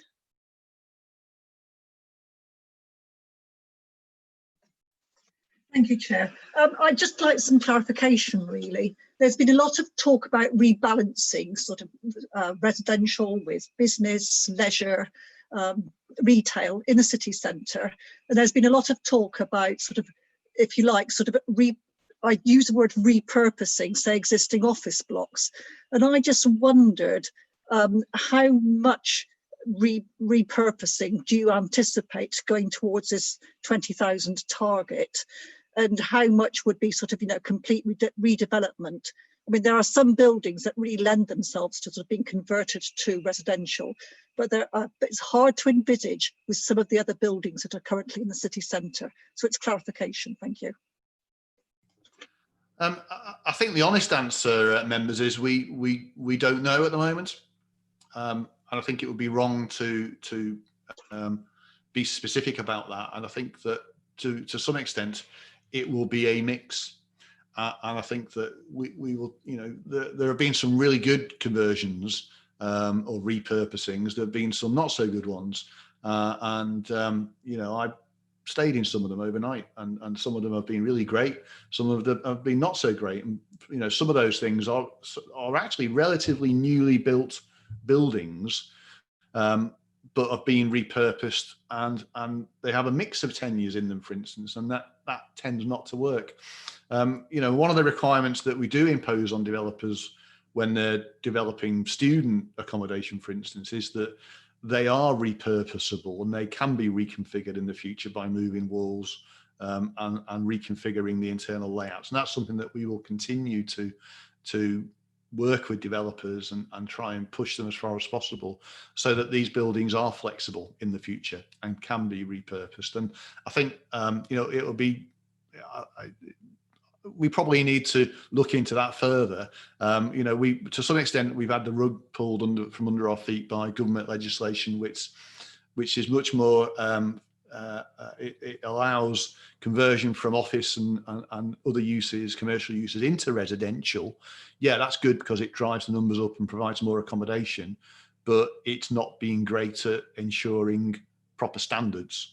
As I say, some of those that we've had in Sheffield have been good. Some have been less good. So I think it will be a mix. I think it would be to some extent wrong to be prescriptive at this point in time, but it's something as we get more experienced and we start to become clearer about what our vision is, that's something that we will take on board and look at further, and also work with our partners out there in the investment world as to what their views are, because clearly they are an important set of people in determining and working with us as to how that central area gets developed. And I think it's also it's a factor not just for the central area, it's important for our district centres as well, because there are a significant number of buildings, commercial buildings out there in the district centres and beyond that could be repurposed. And I think those same choices and those same thoughts and advice I think would apply in those circumstances. Okay, thank you. Is that all right? We've just got some second questions from people. Councillor Maroof, do you want to come in? Yeah, thank you, Chair, for allowing me to come back in. These are terribly important questions to me anyway, so I'll keep them as brief as I possibly can. So basically what I've got is a proposed action, a question, a comment and a concern, and I'll keep them very brief. My proposed action is, and Councillor Fox, you, Chair, touched upon it, that we are also a policy development making scrutiny board as well. And may I suggest that we start to look into providing standards of accommodation that are on par with Parker Morris. And I don't think that's asking too much of us, basically 72 square meters for 4 people. And that is a sensible way of going forward. I know central government might not be for it, but that doesn't necessarily mean that we can't aspire to that. And at least show that we are trying to aspire to something a little bit more than central government would find acceptable. So that is my proposed action. A question is, how are we working with the Sheffield City region? Because we're a commuting city as well, and we're very well connected with Rotherham, Doncaster, Barnsley and Chesterfield. Do we have dialogue with the Sheffield City region, and do we share ideas? As I mean, look at Waverley in Rotherham, that's been hugely successful, and on the other side of it, which is Sheffield, we've not been that successful. So that is a question from me. The comment I have is, again, I don't want to repeat this stuff that I said about affordable housing. By affordable housing, I meant, again, by definition, is homes which are rentable at 80% of the market value, which is very different from being able to access them through a mortgage. And if I was one of the thousands of people on the social housing waiting list, I would not be incredibly encouraged by what we've heard. I know you're making grand efforts into getting into that area and making sure that there is an offer that is available to all people. But we may be fulfilling some government guidelines, but it doesn't necessarily mean, again, that that's where we need to be, because there is a lot of concern in Sheffield. And I think there was a BBC programme a few years ago which highlighted the fact that there were so many people who were on social housing waiting lists, and I think they also deserve to be in that plan, and we should try to address that situation as well. And my concern, and this is me being a devil's advocate here, and do forgive me, Mr. Walker and Mr. Vincent, and I think Mr. Vincent might well be able to answer this, and I'm sure it's going to be, it's never going to happen, but many years ago, if you remember, we were very close to central government getting involved in trying to do a local plan for us. Are you certain that this time that we're not in any danger of central government intervening again, because the same sort of story was told at that time as well, that we were well ahead, we've done this, we've done that, we've done the other, and yet we had central government breathing down our necks. I'm sure that's not the case in this circumstance, but I'm acting as devil's advocate here. I'm just wanting a little bit of reassurance, and I know, Simon, you were involved in it at that stage as well. Thank you, Chair, and thank you for letting me back in. I just come in on that point, Chair. Simon, yeah. Yeah.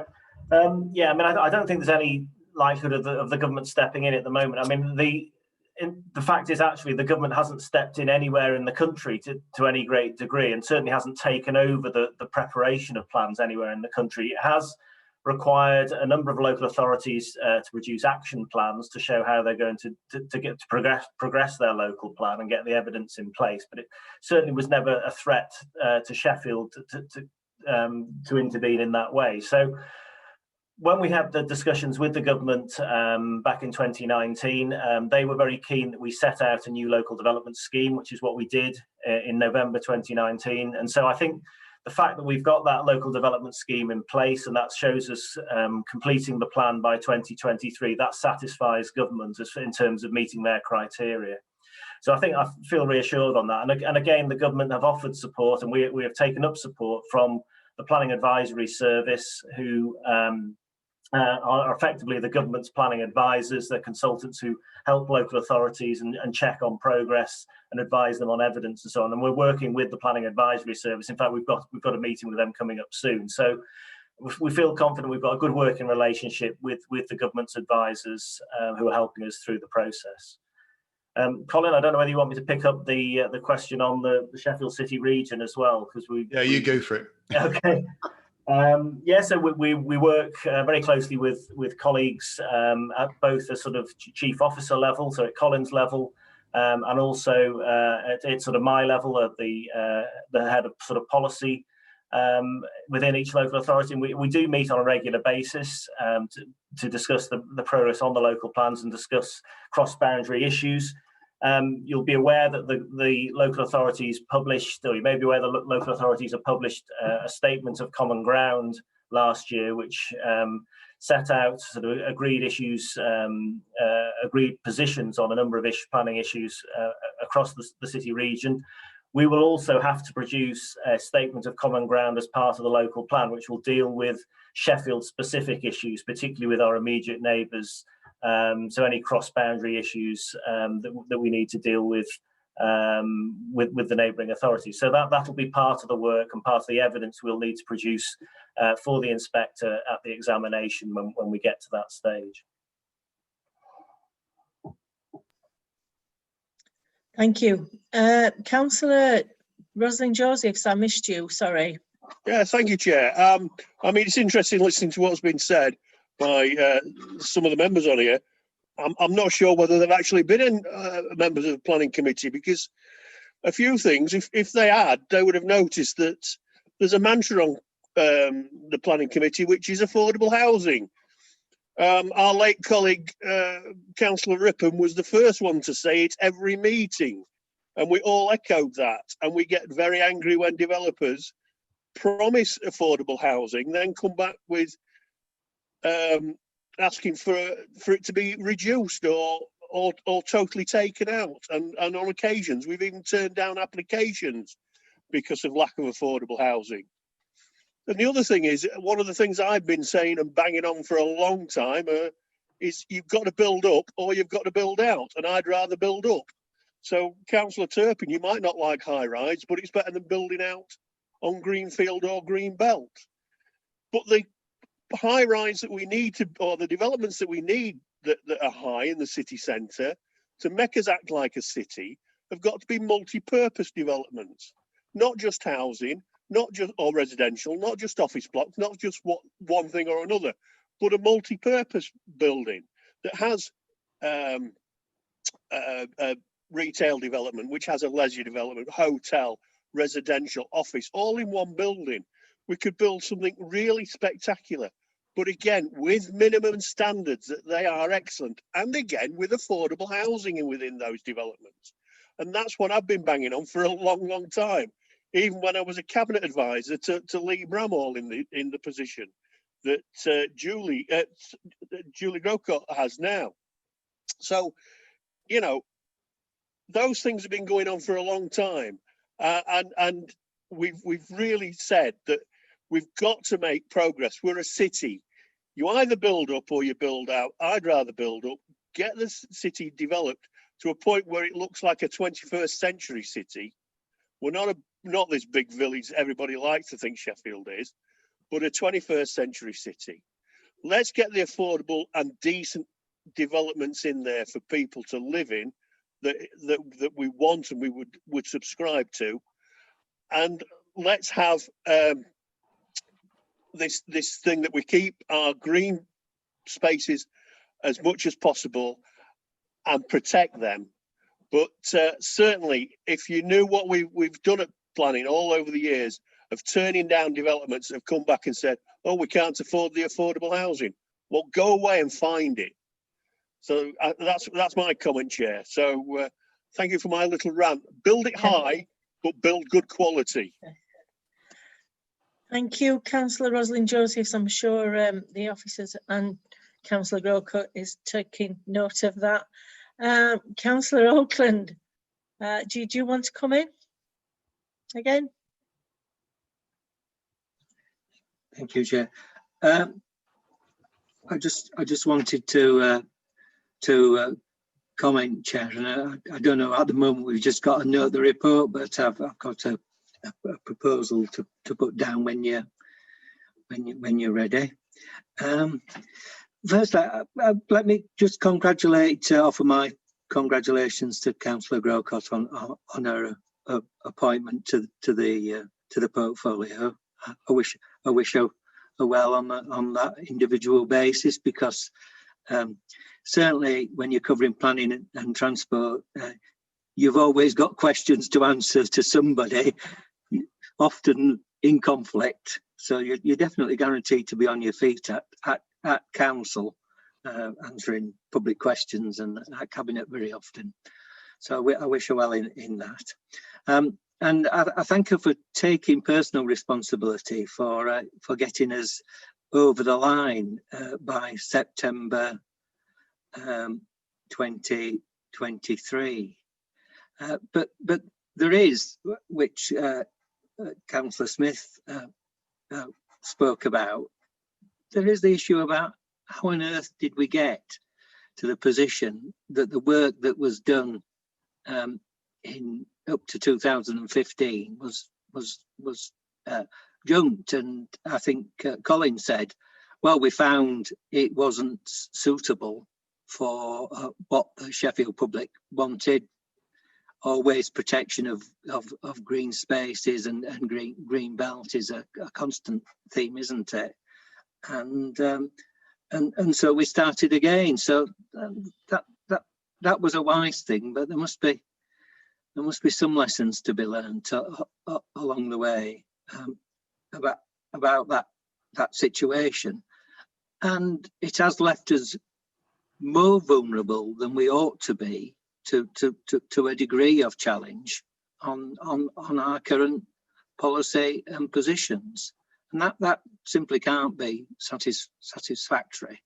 And as Councillor Turpin was saying, it doesn't actually put us in an up-to-date position as far as, we're going to be carbon neutral by 2030, but we might not have the policy armoury to assist us in that task by 2023. It's a poor situation to be in, frankly, and something that I think we ought to draw attention to.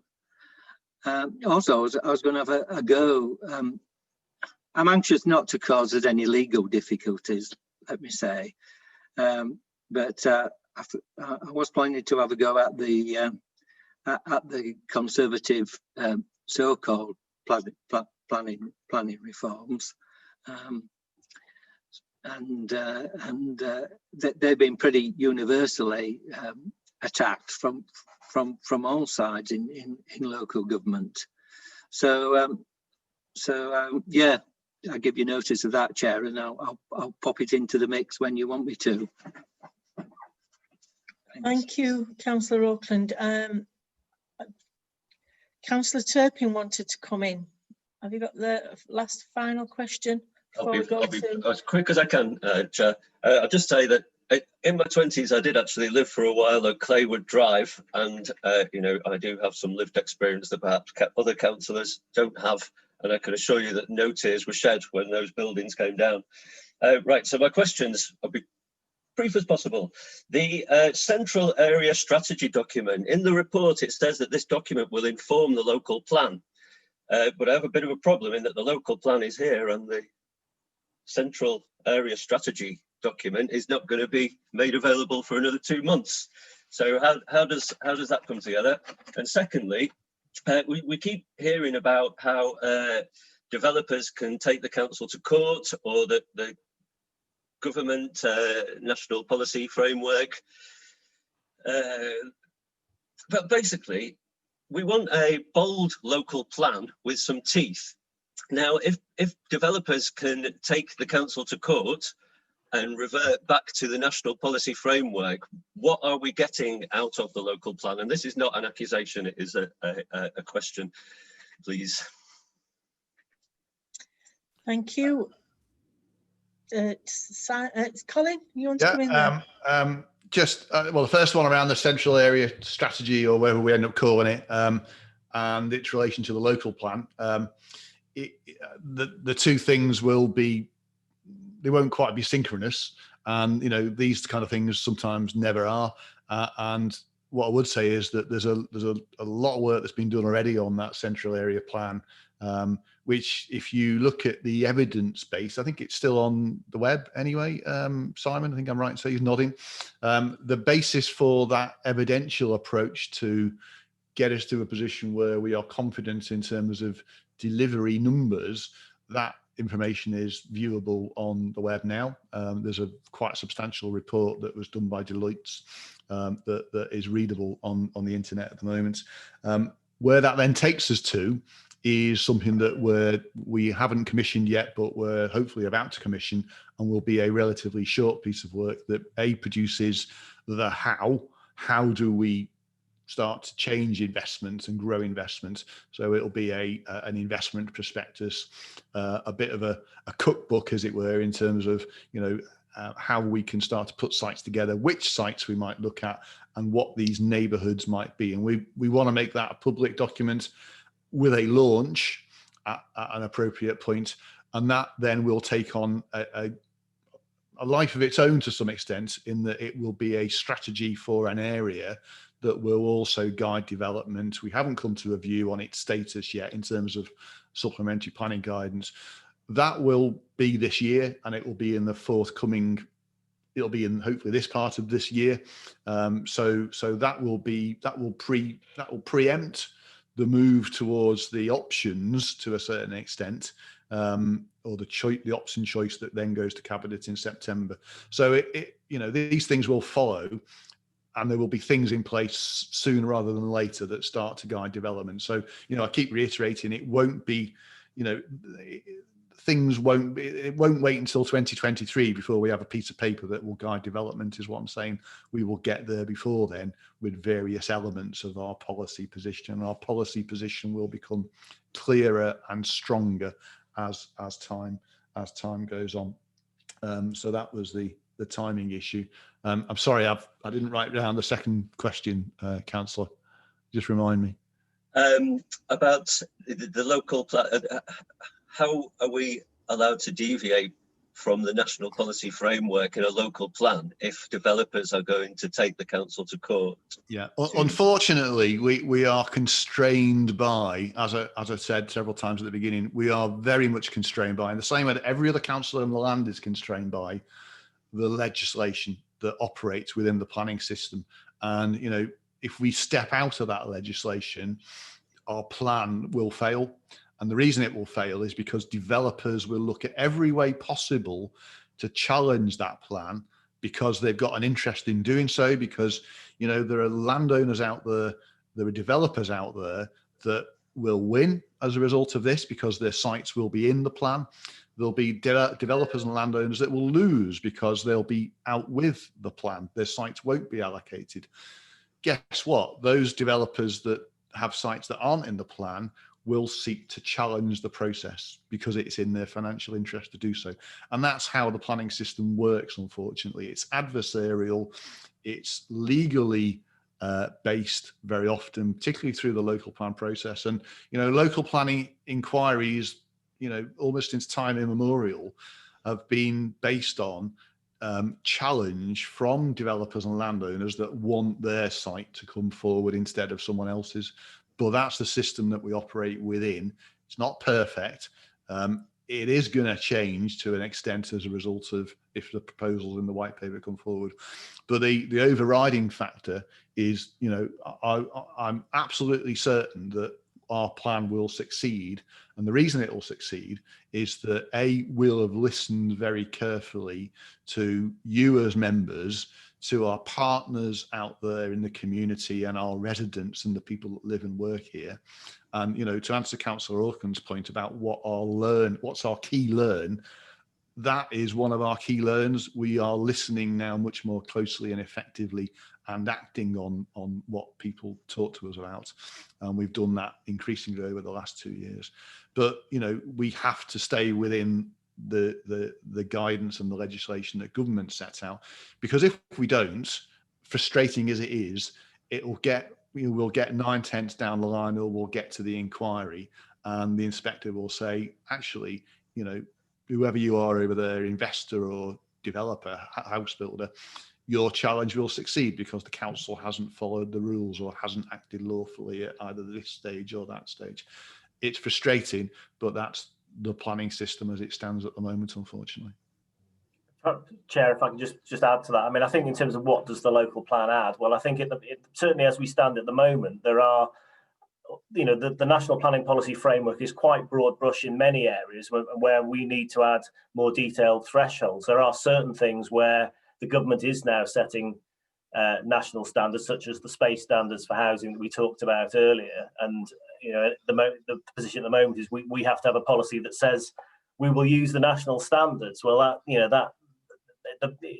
what the government is likely to move to as through the planning reforms that are set out in the white paper is that more of those sort of specific standards will be set nationally, and then the local plan will focus much more on where development takes place. So you'll have a map which shows you where land is allocated for growth. It'll be zoned for different types of use, not dissimilar actually to the way we've approached planning in Sheffield through the unitary development plan going way back to 1998, that we have this approach where we use policy areas to zone land for particular mixes of use or types of use across the city. That's not dissimilar to what the government is proposing in the white paper, and actually is different to the way many local plan policy maps are shown, because they don't always zone every bit of land within the local authority area for a particular mix of uses or type of uses. So in some respects, we're slightly ahead of other districts in terms of our approach, and that is more in line with what the white paper is now proposing.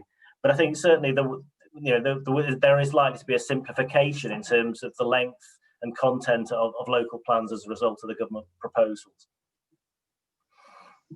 Thank you. Thank you. Right, Ian, back to your proposal. Sorry, Councillor Oakland. Yeah, yes, thank you, Chair. I've stuck away then from passing an opinion on the merits of the options. So I've avoided that. So notes the report now submitted and thanks officers for their presentation. Request officers to consider the issues raised together with comments made and responses to the questions at this meeting. Calls on central government to abandon those planning reforms set out in the white paper planning for the future, which will effectively cut out local councillors and communities from deciding many individual planning applications. So, it's sort of like alongside as we're here to discuss local plans. is concerned that the council's local planning authority may not have up-to-date policy in place to resist unwelcome developments or combat the climate emergency, which some members have touched upon, and I think that was a legitimate line of question. Condemns the slow rate of progress made in completing the Sheffield plan and waste of resources implicit in this, and is concerned about the possibility of government intervention if the present timetable is not met. I think, Chair, that that risk has been discussed. And I do grant you, we've had answers from officers about that. And then finally, which people might be suppose also, calls for officers to submit written bi-monthly progress reports to this committee. Now, given the length of time we've been on this, I read the Emperor Hadrian took 14 years to plan and build Hadrian's Wall, and we're pushing on for 14 years to get this plan written and approved. Never mind it influencing development directly. And by that, slaves. I don't mean anything. I don't mean anything necessarily too onerous. It might be just a little report that says, well, everything's going fine, we're on the timetable. We've caught up on the slippage, something like that, that gives us an assurance as a scrutiny board that things are on track insofar as they're within the control of the cabinet and officers. Thank you, Councillor Orphan. Councillor Richards I don't know if anybody will second me on that. Hang on a minute.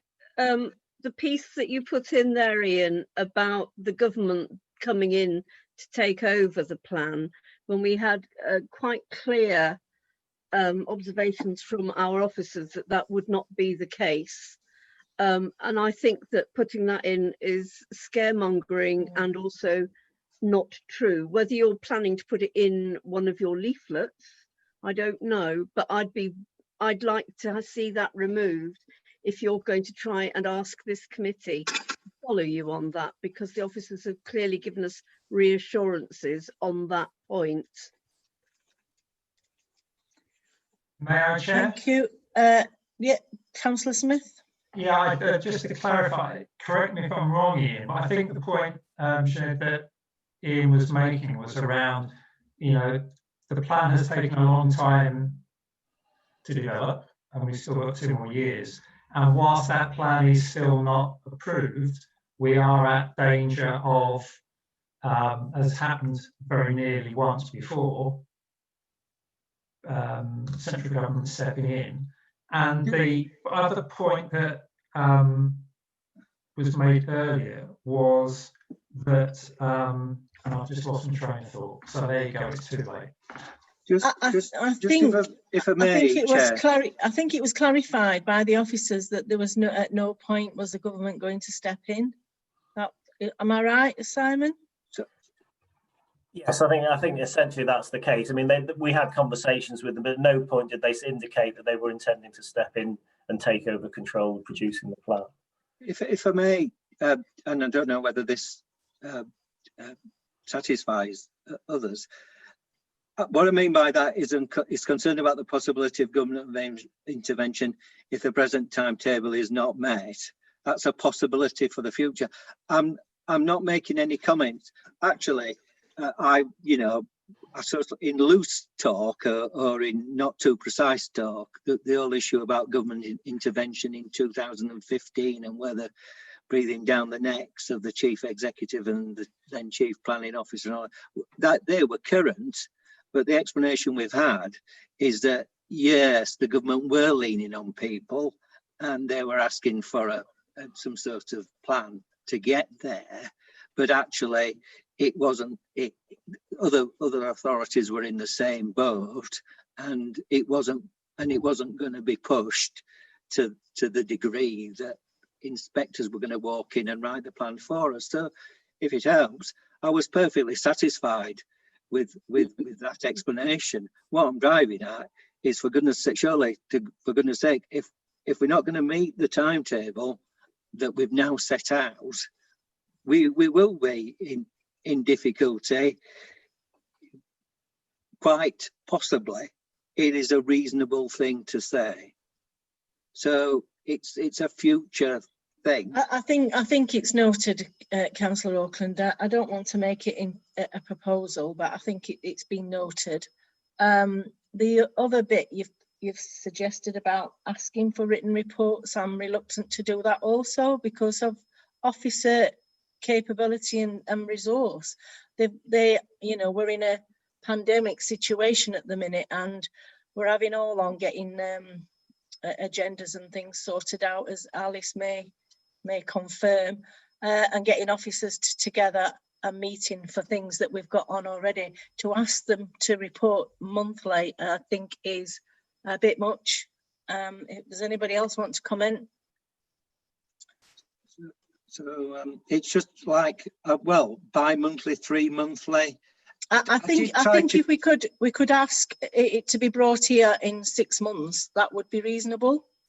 I did try to cover it up in my remarks, saying it could be just a simple, you know, a paragraph saying everything's okay. Okay. Let's let Alice come in, Alice. But I was just going to say, I don't know if you've forgotten, but I think it was Councillor Hurst said she would like, I think, was it the design statements for the city centre to come, I attributed it to the wrong councillor, sorry, but for the design statements or something along to that effect to come back for the city centre. Maybe that's the point. You can come back, but with a very specific request and information that's perhaps not been available today or missing today and is important. And from listening to everything, it sounds like sort of the city centre work, the plan that hasn't quite got a name, I think, as Colin referred to, that feels like more of a useful and more efficient way to use scrutiny and officer time. So it's not to say don't check back in on this, but just to give it a bit more purpose. Okay, thank you. Councillor Grocott. Yeah, I agree with what Alice has just said. You know, officers are very busy. We've heard criticism tonight and concern that the time may slip in terms of what they're doing, but yet you're wanting to have reports saying everything's okay and on time. I don't see how that adds value to anything or anyone. Certainly a number of good suggestions have been made in relation to other projects that are linked to this, that I'm sure it will be valuable for you to be able to scrutinise and give opinions on. But I don't think really just hearing that everything's okay or that it's not is one, adding value, and two, is a proper use of officer time and experience. So okay, thank you. Thank you. I'm conscious of time. It's tracking on. Councillor Auckland, do you want to change anything, or are you still wanting to propose your proposal? So, Chair, well, hopefully somebody will second that proposal. But if I may, I respect what Councillor Grocott had to say, and other members have contributed about the pressure on officers. You read the documentation on this, and the point is emphasised how vital this document is and how it sets out our aspirations for the future of this housing and as others, business, employment, transport.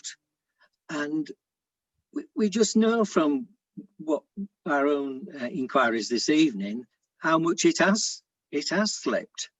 So you said what the council has said itself in its documentation, and the fact that we are here today looking at this. And I've tried to say I'm not necessarily asking for anything too complicated here to come forward. It's just a matter of being reassured. So how would it be that we're advised if progress slips? So if everything goes to plan, for the plan, fine. But if there is what in my old career we used to call, when we used to do reports to head office, saying, well, we'd like to report in 12 months' time about this. And we get a reply back saying, oh, well, okay, 12 months, but sooner on material adverse developments. And I think we should have our attention drawn to any adverse developments in the development of the plan. That's what I'm driving at. So yeah, I hear you, Councillor Auckland. And I think we ought to call for it in some formal way because of. I'm mindful to have it back on the work programme. Actually, you know, looking at the timetable. If we ask for it in the summer, when it's the consultation and the publication of the draft, that seems to me like a good way of getting it back on the work programme, and we can see if any of the timetable has slipped. All right. Chair, So I'm quite people happy be to happy second with the call? motion. Okay. Sorry. Sorry, Chair. Who wants to come in? You asked a couple of minutes ago, Chair, if anybody was prepared to second Ian's proposal. I am. Okay. For the sake of time, differing views. Perhaps we should just put it to a vote and get on with it. Okay, that's fine. Councillor Hurst wants to come in. Thank you, Chair. Yes, I would prefer to support your proposals that we have a report back to this scrutiny committee during the summer on the city centre plan, because that seems to be like a positive use of office time and a positive use of our time, rather than you know, to scrutinise something rather than be negatively impacting on the progress of the plan, because we want proposals to gather some kind of pace, and we want to see the positive outcomes here. We don't want to just hold things up and use resources for use of resources sake. So I would support your proposal, Chair, that we put it back on the we put the specific item back on the agenda for the city centre during the summer. Shall we just go to a vote then? Yeah, right, okay. We'll vote on. See, we've got Councillor Smith proposing seconding, so we'll vote on Councillor Auckland's proposal with a show of hands, please.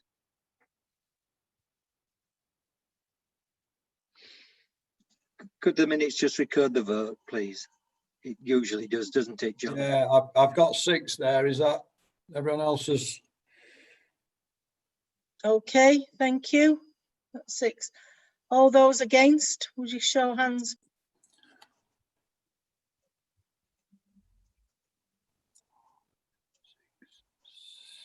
Seven. Okay, that proposal's lost. So we'll go with my proposal now, which is seconded by Councillor Hurst. All those in favour? Can you make clear what your proposal is? It's to have this on the agenda in the summer, bring it back to on the work programme. Yeah, at the local plan. Okay. Okay, and is that completely, you're not keeping any of the proposals from Councillor Auckland? No. I've forgotten them, to be honest. There were that many, so yeah. Fair enough, I'm mindful to just bring it back to the and thank the officers for the answers today. I'm sure they've made note of lots of comments that we've made already during this meeting, and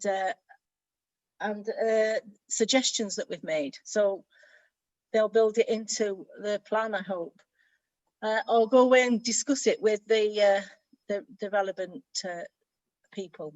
So, would you like to vote on my proposal, please? All those in favour?